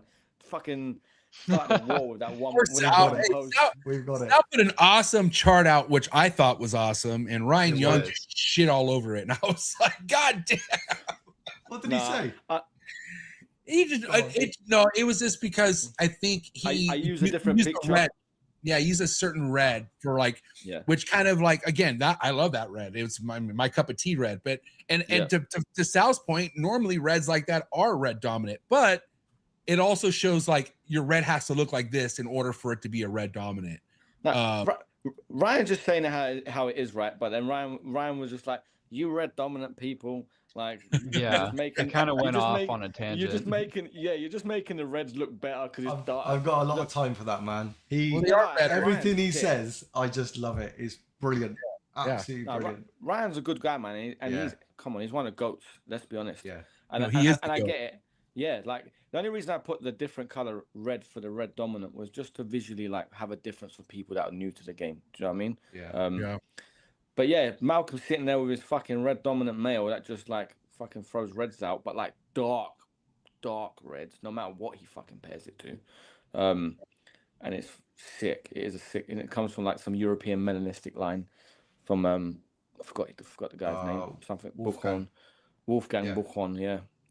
Which like Dilek and German and European people know of.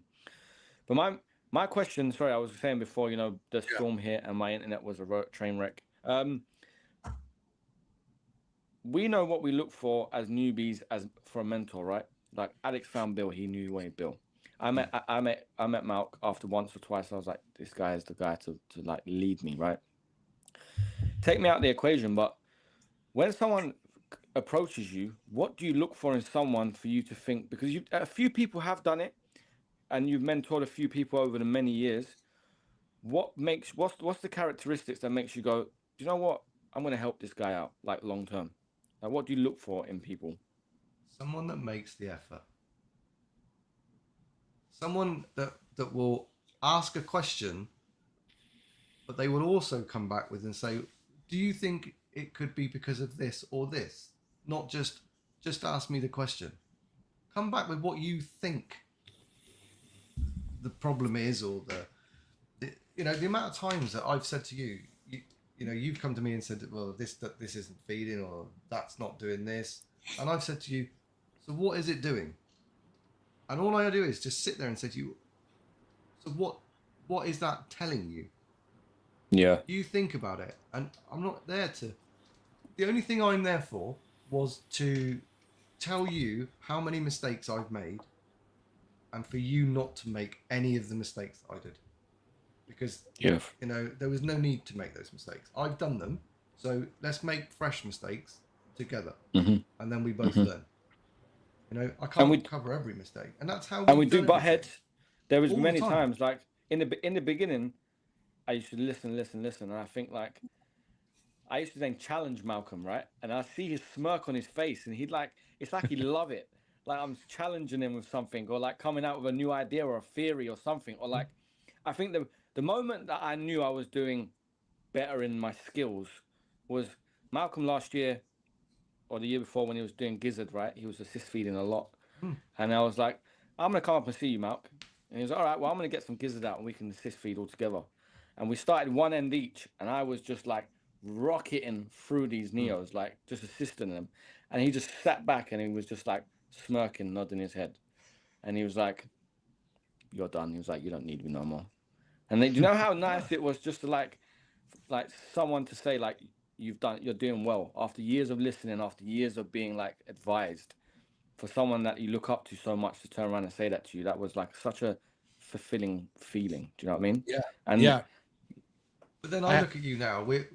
There isn't I know more than you, or I need to help you. We help each other. Yeah. We're just equals. You've just managed to catch up of all the years that I've messed up, and it just doesn't cost you as much money as what it cost me. And freezer space. Yeah. Because you know, I didn't realize that when you started you needed a big chest freezer. Yeah. You know, you can get half a cow in. But yeah, but for me to stop you from making those mistakes, it's just brilliant. So we just got to find new ones. But to Sal mentioned about having that feeling of someone you look up to be in your room and give you the props. I had that exact fucking feeling when Alex Warren, Marshall Mendez, and Bill Stiegel were here the week of Trap Fest, and they saw me pull a clutch. And that's after Bill looked at all my holdbacks and saw how good everything looked. He put his hand on my shoulder. He said, well, MJ, looks like you got it down. And so I mean, I'll take that fucking feeling to my grave, dude. I'm not gonna lie, you know, because one of the very first Trap Fests is Bill was in my room trying to help me assist feed one of my only BX I had left alive. And of course, that one prolapsed and died about a week after Bill left. And so that was kind of like, man, you know, like, be cool to have a fucking rack full of holdbacks that don't need any Bill's help. They're all good to go. And it took 5 years since that point. But I mean, Alex was here. I mean, he was there for it. So, and Alex knows that feeling too, because now look at Alex. You know what I mean? I mean, Alex takes it a step higher. Alex just starts like doing 50 million joint pairings with Bill. He takes it to a different level. He's like, they got a partnership, dude. I mean, if I lived next to Bill, there would be no Alex Warren. I would have fucking bullied this guy out of the picture, big time. Right? I would find some dirt on Alex. I'm like, hey, Bill, do you see this about Alex? Like, I don't think you want him in this room. Let me take over, and it'd be done. But lucky for Alex, I don't live in Texas or even live close to Bill, so it's all Alex. And Alex, you know what? Alex deserves it. He really does, because I couldn't find a better. Absolutely. I couldn't find a better Phoenix Reptiles henchman than fucking Alex Warren. Alex is the man, dude. Yeah, appreciate it. Appreciate it. Bill must love it. Bill loves it. He can now sit there and go, Alex, just you deal with it. I'm on holiday. Oh, dude, all the time. For him, that is the best feeling, because he hasn't got a single worry. Yeah. Because you're going to do everything or more than what he would do himself. Yeah. And if anything, Alex kept Bill longer in the game, because when I first went to Bill's house, he told me literally in about 5 years, and this is over 5 years ago, that he's probably going to end up selling most of his collection, because he does not want to be tied down to always having to be here. He says, I want to go on vacations with my wife. I don't want to have to worry about that stuff. And now, because he has Alex, He don't need to get out of shit, and he could still go on vacation. He could go where the hell he pleases without having to worry about nothing because he has Alex. So Alex gave fucking Phoenix Reptiles way more legs in the game than it was 10 years ago, 5 years ago, 100%. Yeah, He would, I think he would definitely kept miss the it. love. Yeah, he would completely miss it if he walked away. He's been in it too long. Yeah, And that's it's a from very experience. mutual relationship too, though, Yeah. because Bill relies on me, but also I rely on him. A Big lot time. of my collection has come from him, and Yeah. you guys see the animals that I have, and they're insane. Mhm. You guys know me too well. Like, I'm not paying for that stuff. Oh, we know. Bill, Hey, guess what? We know. yeah, exactly. And Bill gives me, excellent prices on everything. But I put in the work for it. So it's not like Absolutely. it's just, I'm paying for it with my time. But It's definitely earned, brother. It's definitely earned. Like you. Yeah, exactly. But So that's it's a very why- mutual But relationship. that's why when Bill and Alex get on a plane, Bill's like, all right, my seat's here. Alex, you're way back there, dude. So He's Well, always I'll- front row. see you off the plane. I'm right here in first class. You're next to that big fat lady in the back. It is exactly like that. But you get every single Neo that you get feeding for him, you can just turn around and look and say, "That's $10,000." But what's Just make a crazy little is tally. Alex literally has stuff you can't even fucking price. Like, Yeah, it's insane. And honestly, like, if you throw him a crazy offer, Alex knows it's not even worth it. Like, I mean, he has shit that money can't buy. Absolutely. Because he knows how much value goes into every clutch, and also the confidence he has when it comes to breeding. So again, one thing that I can't stand, one thing I lose respect a lot of people for is when they buy a Bill Siegel production and they see it going a direction where they're like, oh, I can make $2,000 off this if I want to. And so they fucking sell it. I literally, not only do I block that person, I don't say hi to you at a Bill party. I don't want nothing to do with you ever again, because that's not what this game is about. Flipping things, you fucking moron. I'm so sorry, but when you got a gem in your collection, the last thing you do is sell it, right, Alex? Right. That is sacrilege, I mean, man. yeah. Sacrilege. That's the whole point. You buy an animal because you want it to turn out crazy, so you can keep it, sell it. so you can breed it. What the hell? Yeah. I just don't. What's your intentions? I don't get it. Well, hopefully we're going to see more of it because Sal's going to produce some absolutely cracking stuff. Oh my God. End of this year, next year. Yeah, it's only going to get better for Sal. That's going to be super. I took some, and we know how elite this ginger is, right? Yeah, like, the elite ginger. Yeah, he's the elite ginger. And I took some videos of all the animals yesterday to start posting on Instagram over the next however long. And there were some animals, and Alex said, damn, he was like, I wish I had some females like that in my collection. For Ginger to say that is a high bar. Like, so, they're going to be paired for the first time this year to hopefully a Bill's male. So, yeah, there's going to be some heat coming out this year. The Blue Lagoon, I don't know if I'm saying public information, but the Blue Lagoon pairing, that'll be insane. That's going to be a crazy pairing. And that came from Malc, right? Yeah. So that was produced by Malc, by that blue male from the barn, bred to a Vinsky female. And I'm gonna pull it up real quick. I think this is it. It was a good clutch. And she's a virgin female, she's just over 4 now, and she's gonna be paired. She's got my God. too. Bro, I got a video, and honestly, when I first took that picture of someone specific that we all know sent me a message and was like, "Oh yeah, get a video of it. I bet it looks different." I took a video of that snake yesterday and I sent it to Alex just raw, and you can see that animal looks exactly like that, bro. That animal is unreal. So she's 3, Sal? No, she's 4. She's 4. Oh, she was 4 in February, wasn't she? Yeah, 4 in February. Yeah. Going on 5. Yeah. Yep. Mm-hmm. So are you breeding her at the end of this year? Or gonna wait one more year, Sal? I'm gonna try and admittedly, I tried her once already recently in the last couple of weeks just to see if there was interest, because she's a big girl. She's a big girl. It's big. But I don't think she's receptive yet. So I'm gonna start trying in September. Like September, October is when I normally start trying. Sal, when did that blue start kicking in? At what age? At 3. I put I made a would say chart on my 3. Instagram. If you go up a couple posts, MJ, you'll see it. But like I made like a little quirky chart. Oh, right here. Yeah. So it started. Oh, wow, this is neat, dude. I love this. So that's how even though Ryan Young was shit all over it, I love it. Yeah. Thanks.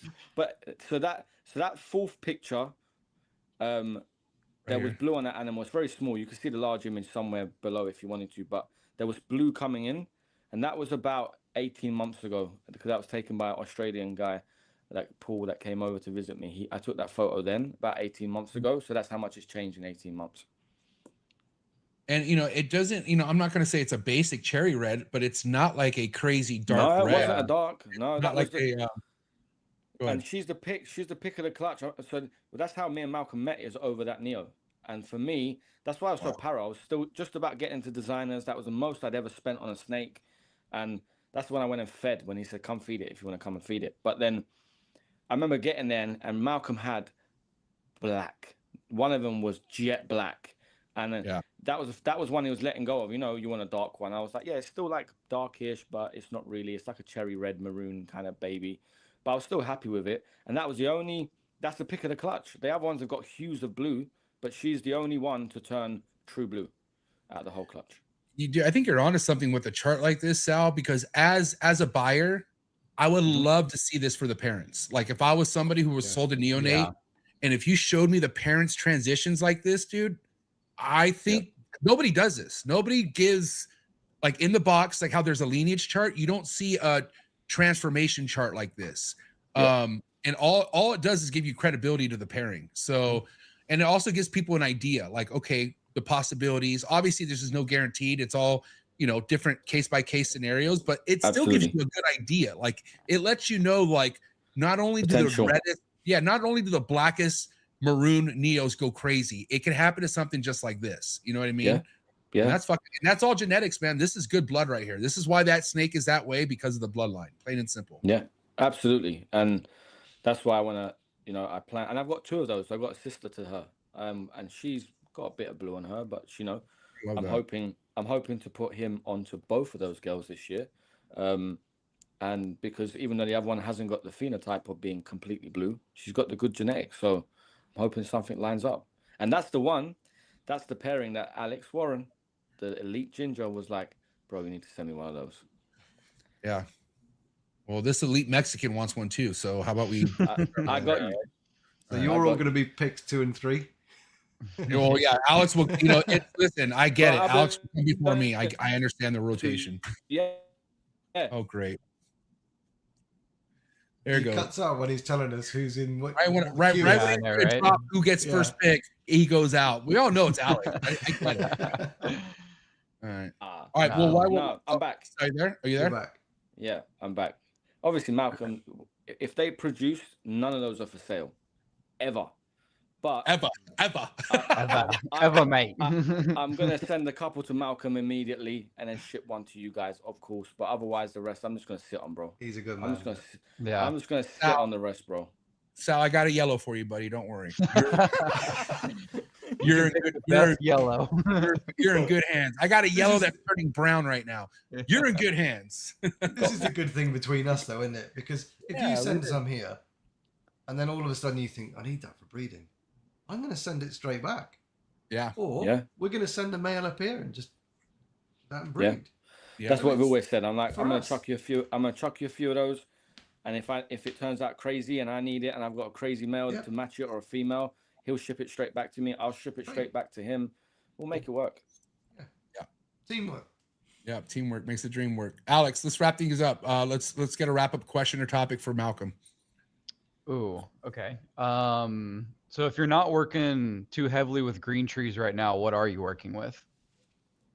Not a lot. It is literally, I've just reduced the collection down, just so that I can breed, hold back a few, and just build up females. Okay. And then I want to look at bringing in a lot more males, if I can. Gotcha. If I have to bring females in, I'll bring females in. But I would preferably. I want to know. I want my females from Neos all the way through.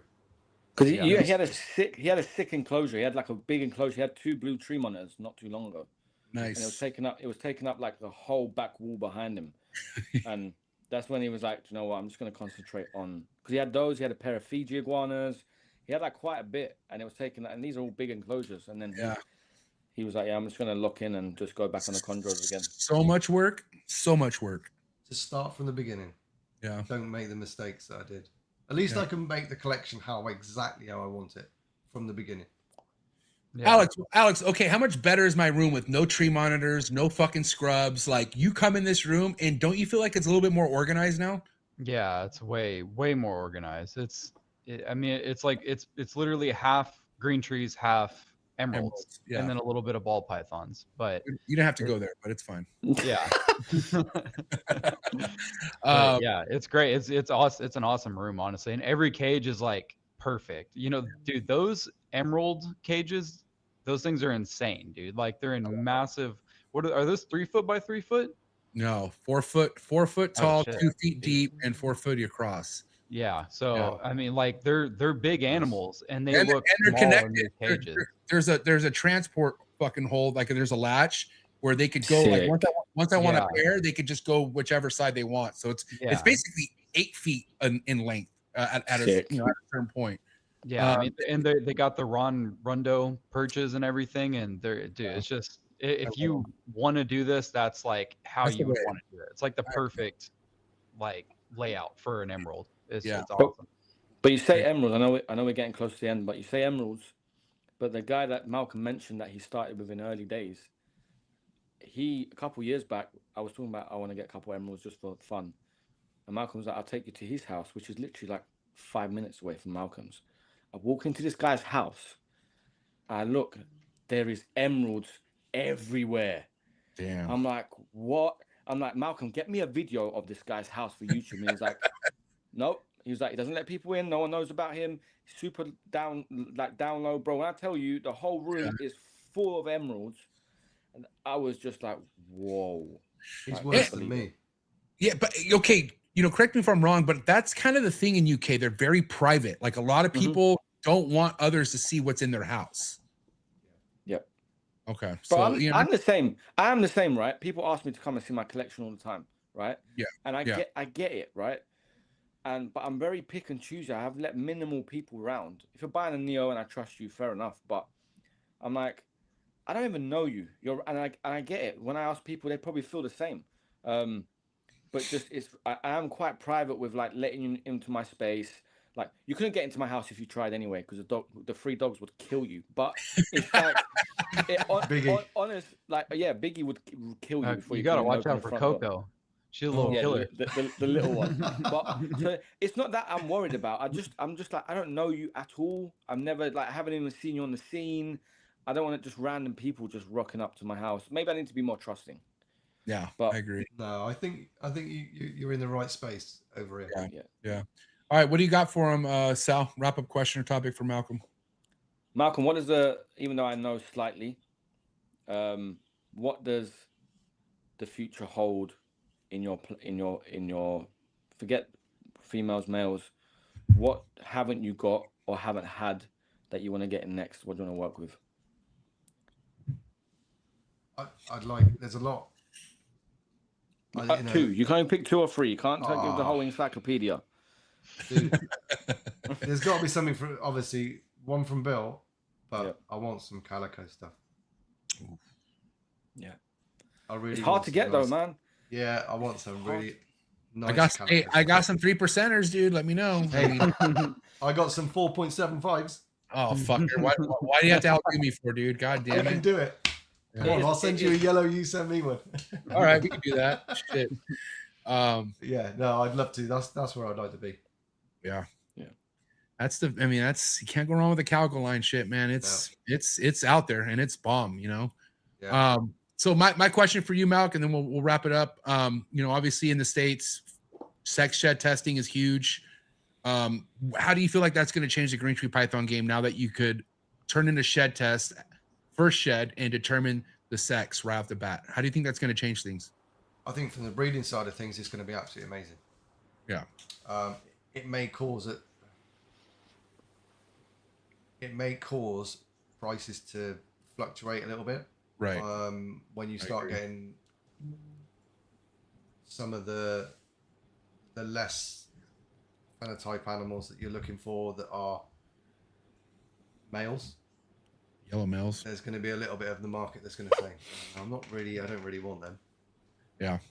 You know, so, but then that's somewhere where we can make the market Stronger. entice new people into the hobby. Yeah, And I think agree. Those prices have to, reflect that. Yeah. But yeah, if you're serious about them and you want to breed, I think it's absolutely amazing. It's going to be the best. Yeah. It'd be absolutely brilliant. Because what you lose on one side, you gain on another anyway. Yeah, totally. And I think you're right about like whatever drops market price wise, it's only going to bring more people in because of that. Yeah, yeah. I think it's going to make the market more accessible. Yeah, yeah. I agree. Because there will be, cheaper animals available. Yeah, and instead of having to rely on imports for the cheaper route, now you have an option of getting captive bred stuff that's a lot more less money, and you don't have to worry about the whole import side of things. Yeah. It will make it better. And for us, hopefully we can get them sheds shipped across. You should be able to. There's an issue there with obviously paperwork. Right. So yeah, you think even with sending in a shed, it needs a CITES or some sort of even with the shed, huh? Yeah. You can't send the skins coming at all. No sheds can go across. It's super strict, man. Try doing it with stickers. Just see if it works. Like send me a bunch of sticker sound, throw a shed in there, and I'll turn it into Phenome. I think we're gonna find a way. But me and Alex were talking about this yesterday.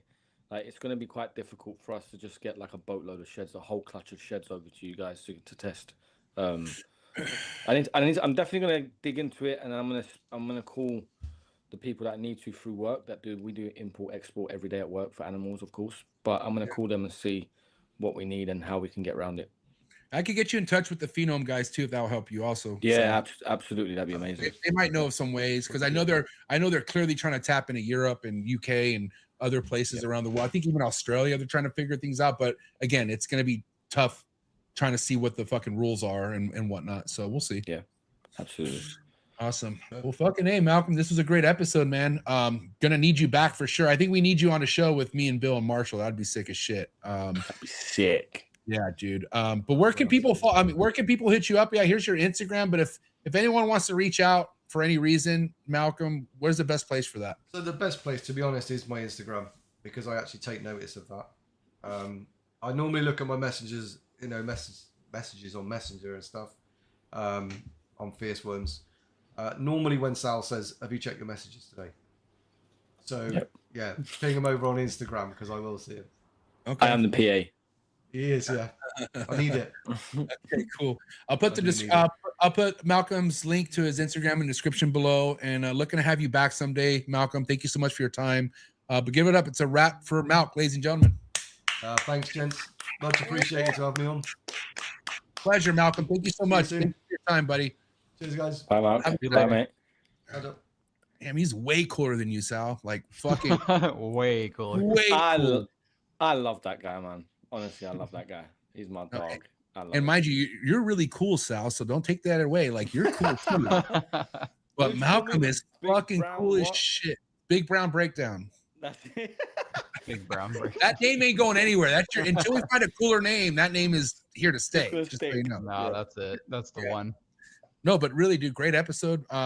This, again, like I already knew I was gonna like Malcolm because all the great things you said about him, but having him on the show really connected dots, dude. So thank you for having him. Thank you for having us, man. Honestly. Yeah. What do you think, Alex? Yeah, I thought it was great. I hadn't really gotten to sit down and talk to him, so it was nice to hear his perspective on everything. And I'd noticed that a lot of us kind of share the same perspective, even here in America and everywhere. So it's nice to see that. Yeah. Well, boys, another good Tuesday in the books. Appreciate you guys so much. Guys, do me a favor. If this is your first time tapping in with us, go follow Cryptic Chondros on IG and, of course, Amazing Arboreals. And looking forward for the next one, boys. Thank you for your time. All right. Thanks so much, bro. See you next time. Later, guys. See ya. Later, bro. All right. What a good episode, man. Shout out to Sal for bringing on Malcolm, and shout out to Malcolm for coming on. It was really cool to get to know him, and definitely going to be bringing him on for sure on another Trap Talk episode. But all right, guys, thank you for spending your afternoon or evening with us. Make sure you hit that like button before you head out. And if you're not subscribed, please subscribe. Okay. It really does a lot for this network when you subscribe, helps push it out to other people. And if you really enjoyed this episode, drop a comment in the comment section. Let me know what you like best. And yeah, that's all we got on this episode. For exclusive content, like we have that new segment with Socrates that's now out on Patreon, all about mental health. Okay. And then of course, last week's episode with Chad Holker is now out on Patreon, but this will drop this Thursday. So if you want exclusive content like what I'm showing you, make sure you come join the Trap Talk Patreon family. Very first link in the description below. But that's all we have on this episode. Episode 786 in the books. Quick word from our sponsors before you head out.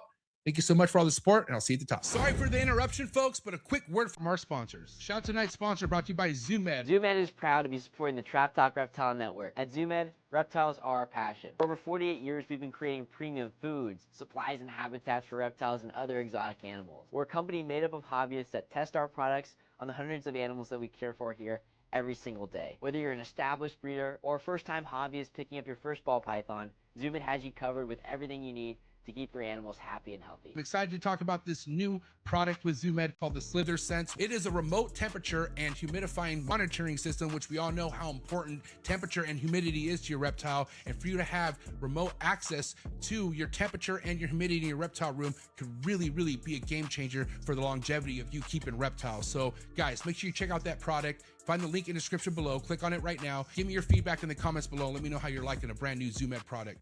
Tonight's episode is brought to you by Mark Hager over at Texas Chondros. If you want to talk to somebody who likes to put people on the map, you have to go follow TX Chondros on Instagram. He has put on some of the biggest breeders out in Texas out on his platform on Instagram. Also displays some of his own amazing projects on his Instagram. You could also simply go to his website, see what pairings he has going on for this season, and also see his previous productions. Mark has been working with yellow neonates on top of red neonates, and his passion for this hobby is second to none. He's also mentored a lot of people like myself. So thank you so much, Mark Hager, for all your support. And if you guys really want to know how it is about building a community, then you got to go check out Texas Chondros. Thank you so much, Texas Chondros, for all your support. Cannot wait to see what you're all about in the 2026 breeding season.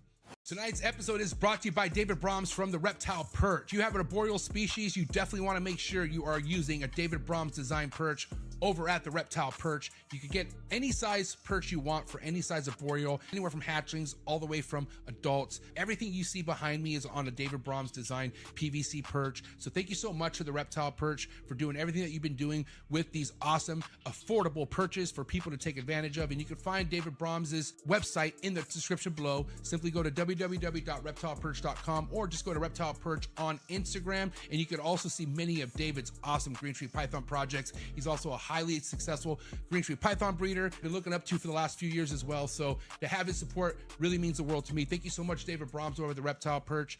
Shout out to tonight's sponsor, and that's the one and only MORPH Market and MORPH Market Shipping. One of the biggest exciting things about the reptile hobby over the past couple years is MORPH Market Shipping taking everything to the next level.